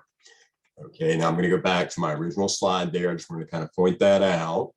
And like I said, anything we could think of, guys, we put it in here. And once again, we really hope that you find it beneficial.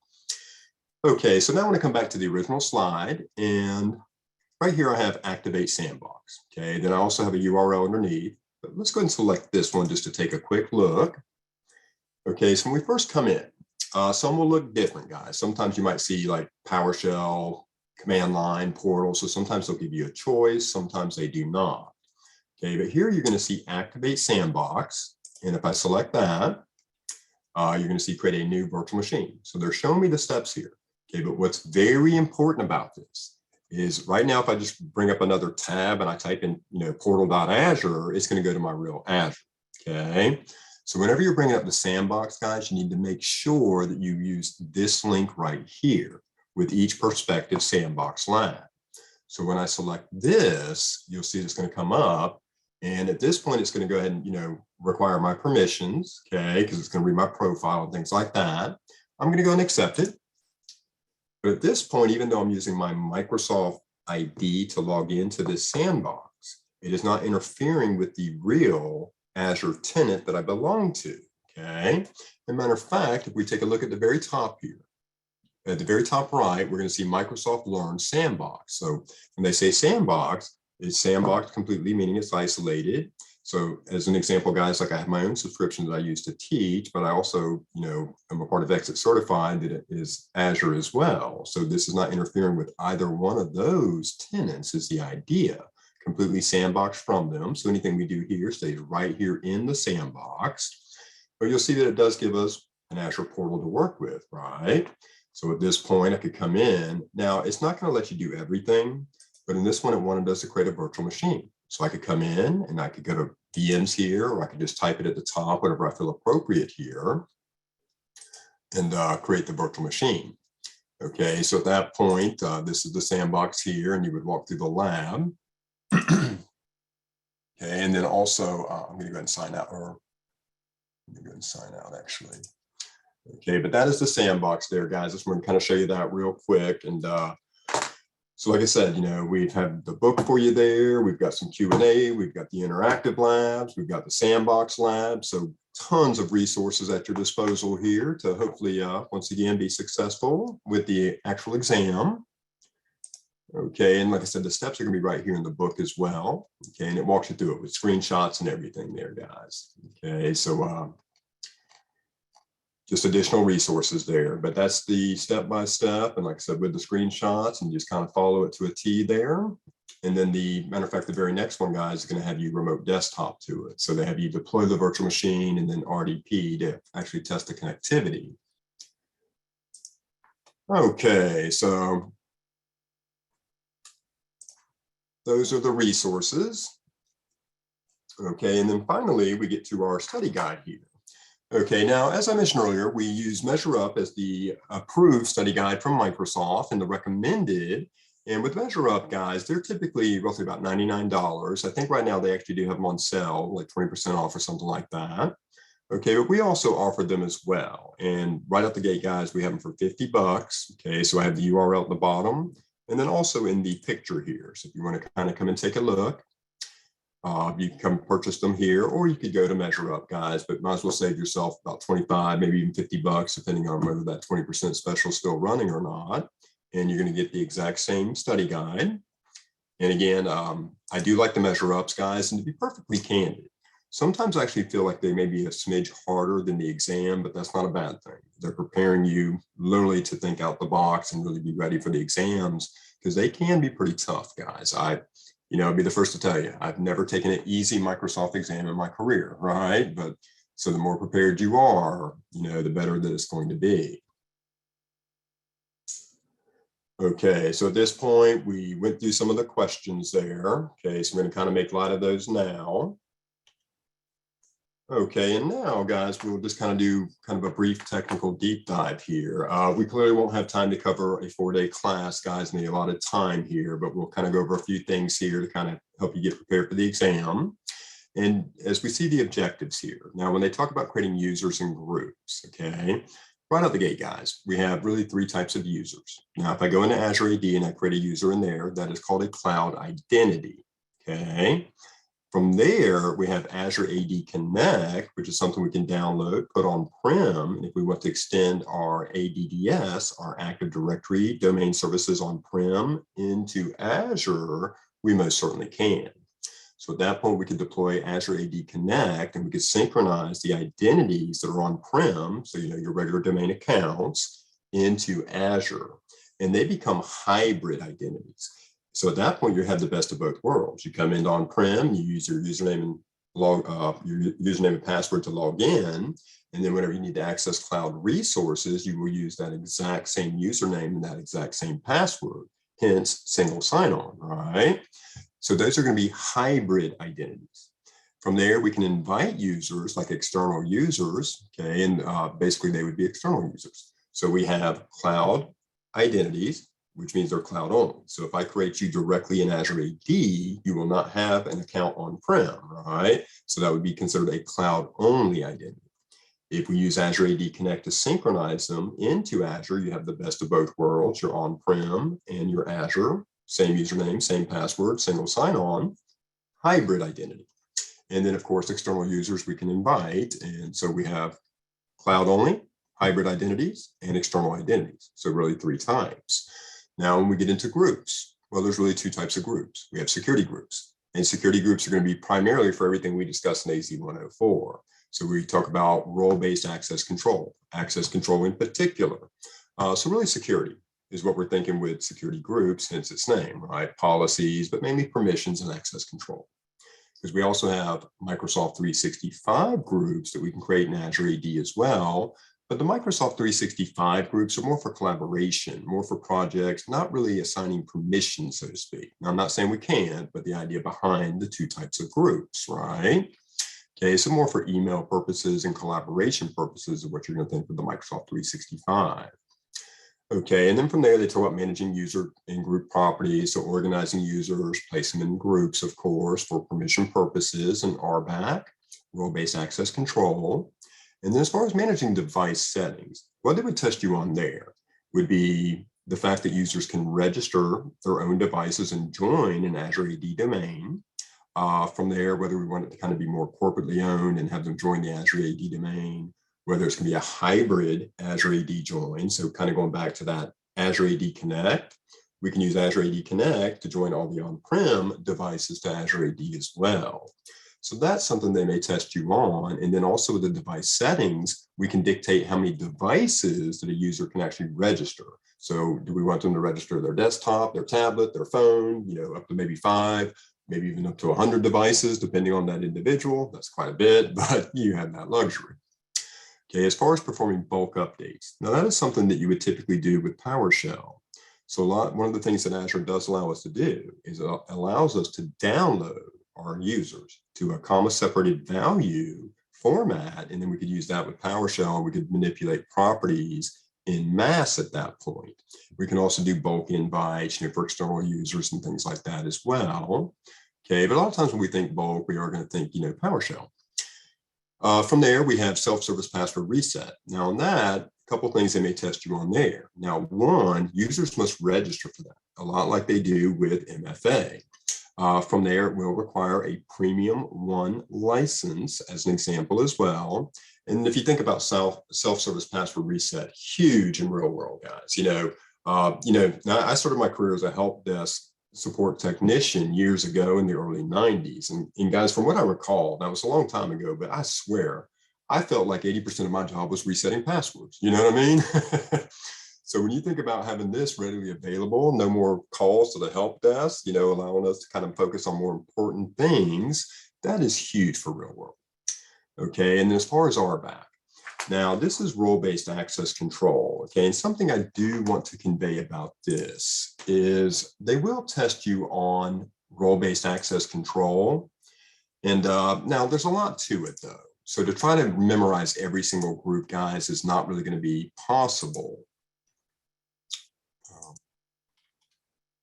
Okay, so something I do want to show you here though, and I think most of us are probably already aware of this, but believe it or not, a lot of people are not. Okay, and really what it boils down to, in Azure, we have two sets of RBAC, okay, role-based access control.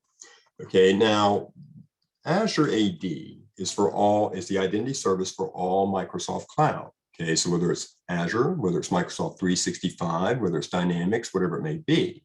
If you're using like Endpoint Manager with Microsoft Intune, you see those users there, they're Azure AD users, right? Okay, so we have two areas for RBAC. Now one, if I come into Azure AD here, right here in the Azure Active Directory blade, we're going to see roles and administrators right under Manage here. And when I select that, we see a tremendous amount of roles. Now, these are built-in roles that already have pre-configured permissions. And for the most part, you're going to see quite a few of them in here. Now, what I want to show you here is the roles that we see in Azure AD are for all cloud, meaning this is not just for Azure here. This is for Microsoft 365, Dynamics. So as an example, will we see the SharePoint admin in here? Absolutely. Will we see the Exchange admin in here? Absolutely. Okay.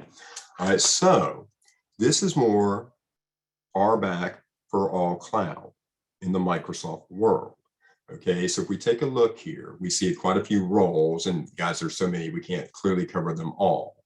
Okay, but we don't see anything about Azure resources in here. I don't see anything about virtual machines. I don't see anything about storage accounts in here. I don't see anything about Kubernetes in here, containers, networking, none of that, right? None of that. So it doesn't really, in here, we're focused on Azure admin roles for all cloud, Microsoft 365 in particular. Okay, so like there's the Teams admin as an example. Okay, there's the SharePoint administrator, Skype for Business administrator. Still don't see anything about Kubernetes. Still don't see anything about storage accounts, Key Vault, none of that stuff. All right. So these roles have absolutely nothing to do with the resources that we deploy in Azure.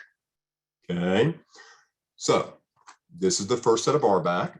Okay, that I wanted to show you. And then also real quick, if we click on any of these roles, we can go to description and it's going to tell us what permission the role does provide.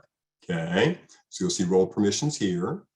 And at that point, whether it's read and basic read permissions. Okay, so they're going to tell us exactly what, kind of give us a description and what level of access, which is nice. Okay, but that's the first set of RBAC. Okay, so from there, what I want to do now is close this out. Now, just to reiterate, that was an Azure AD, okay? So what I'm going to do now is come over to my resource groups here, and I have a resource group, excuse me, called Test RG. So when I select this, and we come here, we're going to see a different blade. We're going to see access control, IAM in parentheses. Identity access management is what that stands for. So when we select this and we go to roles here, completely different set of RBAC. This is more for the resources that we deploy in Azure, okay?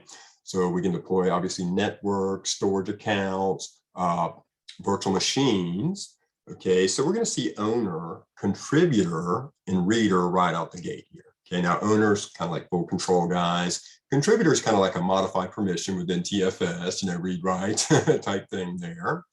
Okay, but as we continue pushing down, we see so many built-in roles at this point. Okay, and now we're going to start seeing more about Azure resources as we kind of come down here, right? So at that point, I start seeing Kubernetes in here, VMware. As we continue, like Event Hub is in here, but you kind of see where I'm going with it, right? More Azure resource related, right? Okay, so at that point, Kubernetes. Okay, so you just see it's a compute section in there as well. Like I said, more oriented to the resources that we deploy. So be aware that there's actually two sets of RBAC, okay? One specific to Azure Cloud, and that's the Azure AD roles.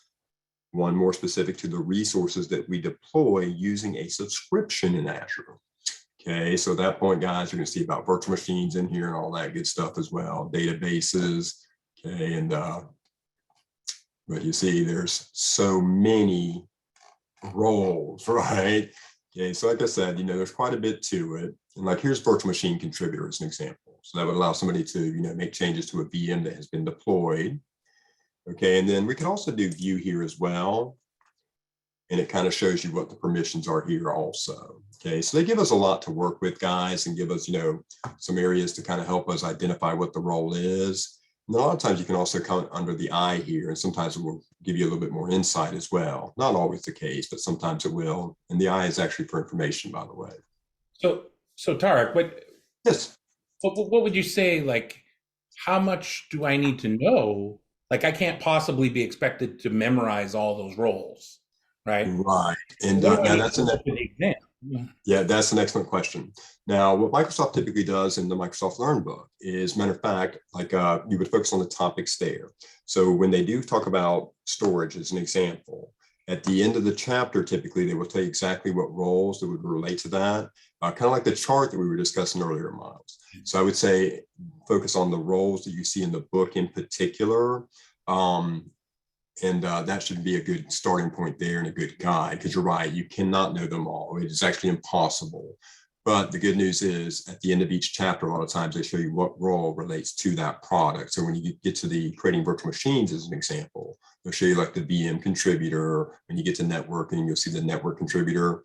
And something, now that I've said contributor a couple of times, that really seems to be one of the ones they focus on, just to kind of give you a heads up there.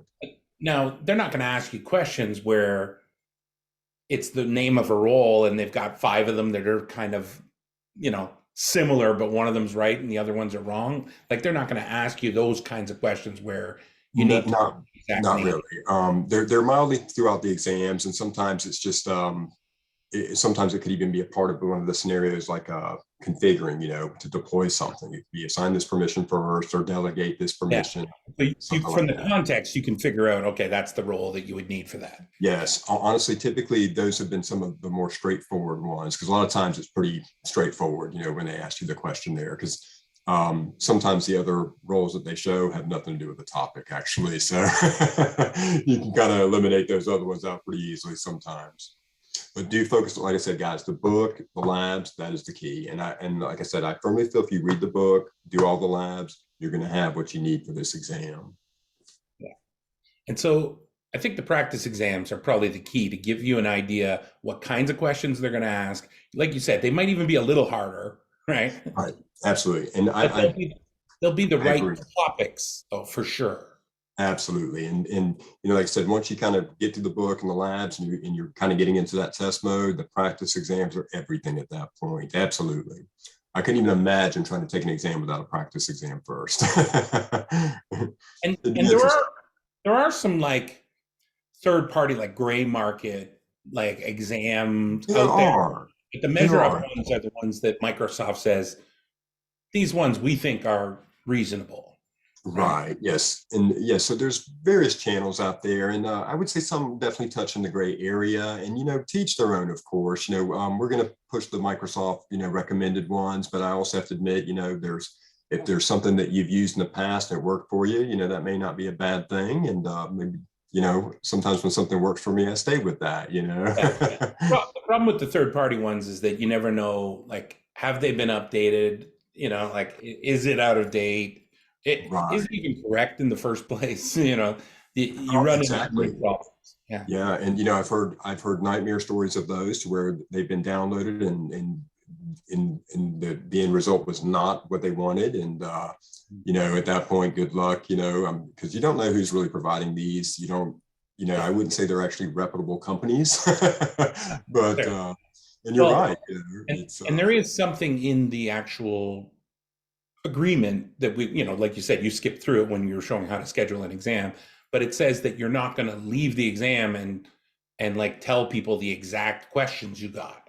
Right. And yeah. So there is some disclosure. Some sort of those brain dump sites are kind of illegal.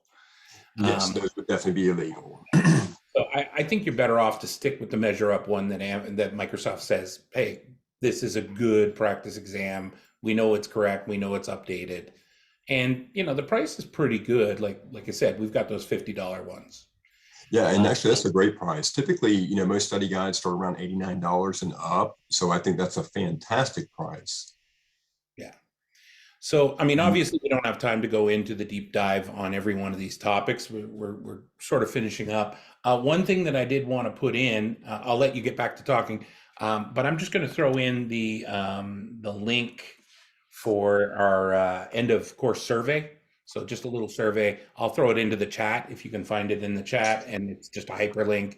You can open it up, just a couple of questions.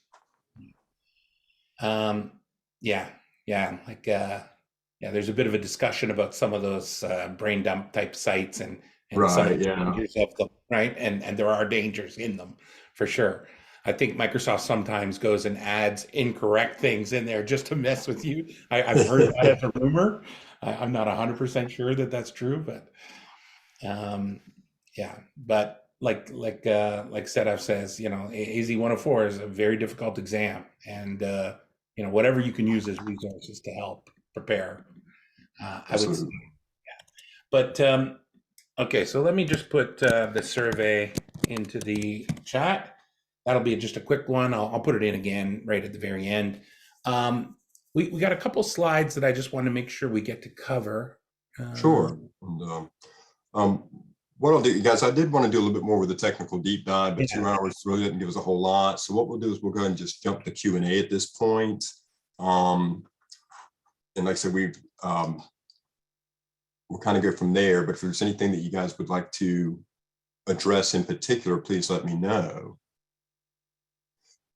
Now, Rudy, the test is not open book. That is going to be the renewal exam there. So I'm glad you asked that. Guys, let's clarify that. Now, when you take the AZ-104 exam, no, not open book in any way, shape, or form. So at that point, you have to have everything in the old noggin there, okay? But the renewal exam, so once you do get your AZ-104 certification, it's going to be good for 1 year. And then, so at that point, you'll have to renew it each year. The renewal exam is free. You can take it anytime you want directly from your desktop, and it is open book, okay, but not the actual AZ-104, okay? So I want to clarify that because that would be a shocker. You bet, buddy. Yeah, okay. So continue to throw questions into the chat. Yes, please do, guys. Anything that you would like to, if there's a question you have on, some of the technology as well. My plan was to go a little bit deeper with the technical deep dive, guys, but so much great stuff in 2 hours was hard to get to everything. So I'm just going to open up the floor. And then Miles, is there anything that you want me to show here? Yeah, just go into the next slide, and I'll sort of talk about the promo. Oh, it's past all these, yeah. Yeah, there we go. Okay, so we made this limited time promo just because of this session that we're offering. So we got a promo code that normally the AZ-104 class is something like $2,300 US.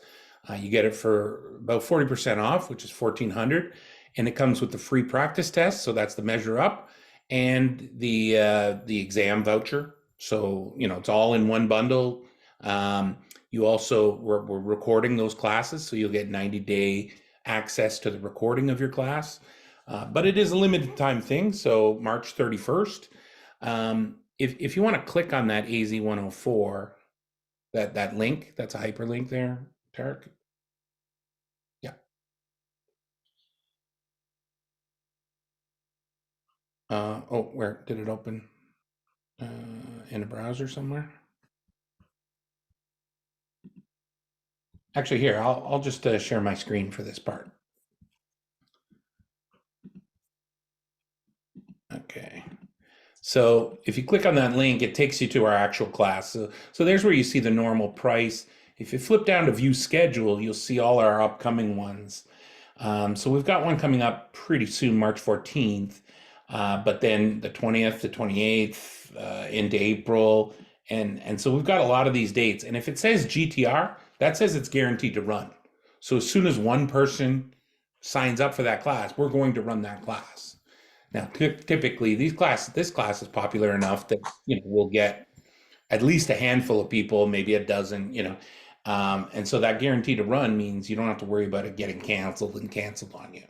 So we've got a lot of dates coming up. If you picked one of these dates, say I decide I want to try March 20th and I say enroll, click on that. And says, okay, well, here's your price. Well, if I go and add that promo code, which was AZ-104 off, I guess for offer, or maybe, I don't know, 40% off, all of a sudden the price goes down to $1,400. And then there are some free add-ons here. So there's the role-based certification exam. You can add that in and the price is free. And the AZ-104 practice test, that's the measure up test. And so that's also free. So you can bundle those in. I think even if you forget to bundle those, when you use the promo code, they're going to send you that info anyway. And so that's how you would go about setting that all up. And I guess, so that's the promo code, AZ-104 off. And again, that'll be, in the slides that you either download from the chat where Tarik put it in, or we'll email it to you afterwards as well. And then this was an idea of some of those upcoming dates. It's a 4-day class. Most of them are 9 to 5 Eastern time. I think there may be some that are on the West Coast. Let me just go back and see that schedule. Oops, forward 104. Let's see. What's going on?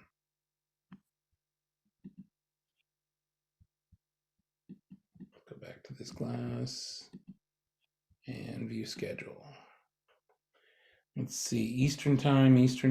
Most of them are Eastern. We usually slide one Pacific in there somewhere. Oh, I see. We're putting it in Eastern time, even though this is an 11 till 7. So that's more catering towards our Pacific time zone people. So are there more of those? Oh, this one's 10 a.m. to 6. So because they're virtual, you're from home, you don't have to commute. So 7 a.m. on the Pacific time zone maybe isn't the worst thing in the world. We have another promo. Everything we've talked about so far has been really focused on the AZ-104. But basically, if you take any Azure Power Platform, security, Microsoft 365, or Dynamics course, you can add on the exam voucher for free. And so we've got that going until the end of March. The validity date, it's only a 6-month voucher, so you got to take the exam in the next 6 months. So everything we talked about so far has been pretty AZ-104 and Azure really specific, but this is kind of a more general Microsoft thing. And just the last thing I wanted to say is that ExitCertified does a lot more than just Microsoft. And we use this, we call it the cloud-centric diagram to kind of hit home that, we're really primarily cloud-based stuff, right? So we're partnered with the 4 kind of big cloud vendors, and then all of the things around moving to the cloud, maybe embracing microservices, doing Kubernetes, whether it's automating things with Ansible and Terraform or DevOps type stuff or analytics. We partnered with a lot of these companies that have authorized training programs, and then something like Kubernetes, where it's sort of, hey, it's an open source thing. Anybody can hang a sign and say, we do Kubernetes training. So we try and go and vet and find out who's got the best of breed training for Kubernetes. And so that's what we do. So we put a couple of things just at the end. Obviously our website is ExitCertified.com. This is an email you can send a question to if you have a question about taking a course, or you just go to the website and you can enroll directly. But we got a phone number as well. Basically, we wanted to do this in 2 hours, so I put that in. We're at our 2 hours. Let me put in the survey link one last time in case it got lost in the mix for people, because I know people will have to jump if they've said things. This diagram just shows me how much I don't know. Yeah, I built that diagram and I was like, oh man, yeah, it's really, there's a lot more that we do. Like I think our course catalog has 9,500 different classes. Now there's a lot of them that we don't ever really offer because they're so niche that we don't have public schedule for everything. Somebody's asking, what type of prior learning should we know to successfully get the most out of the AZ-104? And somebody asked earlier, do I need to take the 900 first? And I said, the answer is no, but it can help, right? Right. I find it beneficial, if you're coming in from scratch, because sometimes it's almost like learning a new language. You're going to have all these new terms. So you're hearing them for the very first time, and then you have to learn what these terms mean. And that's ideally what the AZ-900 is for. We're going to give you the terminology. And once you get that, well, now let's get into the, into the trenches with it now with the AZ-104. But the AZ-104, guys, is a great learning book because it gradually brings you in. They're going to tell you about Azure AD and then creating users, and then, oh, you can administer it through PowerShell command line, and then here's a virtual network. So they kind of gradually show us things. And then you start going a little bit more in depth, like AZ-500 guys would focus mainly on security and probably be a little tougher, to be honest with you. And at that point, that one would most certainly require certain prerequisites, like, are you already familiar with Azure AD, identity protection, conditional access? So it's a great course no matter what, guys. And even if you're not taking the exam, it's a great course just to learn. It's, without it, it's the starting point to administer Azure, in my opinion. So it's a great class no matter what, even if you don't want to get certified. And I would say for the most part, you really don't have to have any prerequisites, but if you don't understand the terminology of cloud, like what is infrastructure as a service, software as a service, if you don't know the differences and things like that, and you're not very familiar with virtualization, then AZ-900 is definitely going to be a great course for you. And I would recommend it personally. Yeah. But at the same time, if you say, I just want to take AZ-104 and I need to learn Azure and how to administer it, and I need to deploy resources, then it's a perfect class for you. Excellent. All right. Well, I want to thank you, Tarik, for taking the time today to do this. This has been really It's my pleasure. Yeah, lots of people have said it was great. We'll stick around for a couple minutes if people have more questions, but we're a little past our 2 hours, so I don't want to take you longer than we need to. If you can get a chance to do that survey, that would be great. It's only about like 6 or 7, short questions. You will get an email. There'll be the Zoom link and probably a little password. I think it's password protected, but they'll give you the password in the same email. So you can watch this again, and you should also get the PDF emailed to you, because sometimes people have trouble downloading it through Zoom.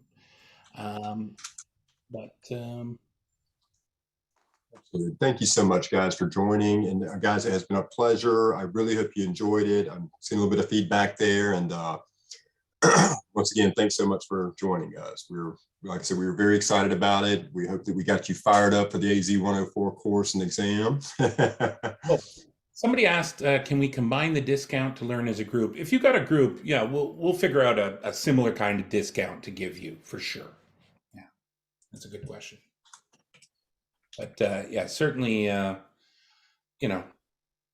you just go to the website and say, hey, I'm interested in group training. I think there's a button for it, and one of our sales reps will get back to you pretty quickly, and we can make sure we can work with a good discount.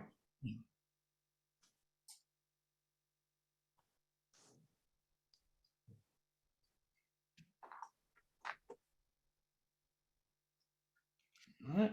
Well, I'm not seeing any new questions coming in, so I think maybe shut it down. Thanks again. You bet. Thanks, Miles. And thank you, everybody. Have a great day.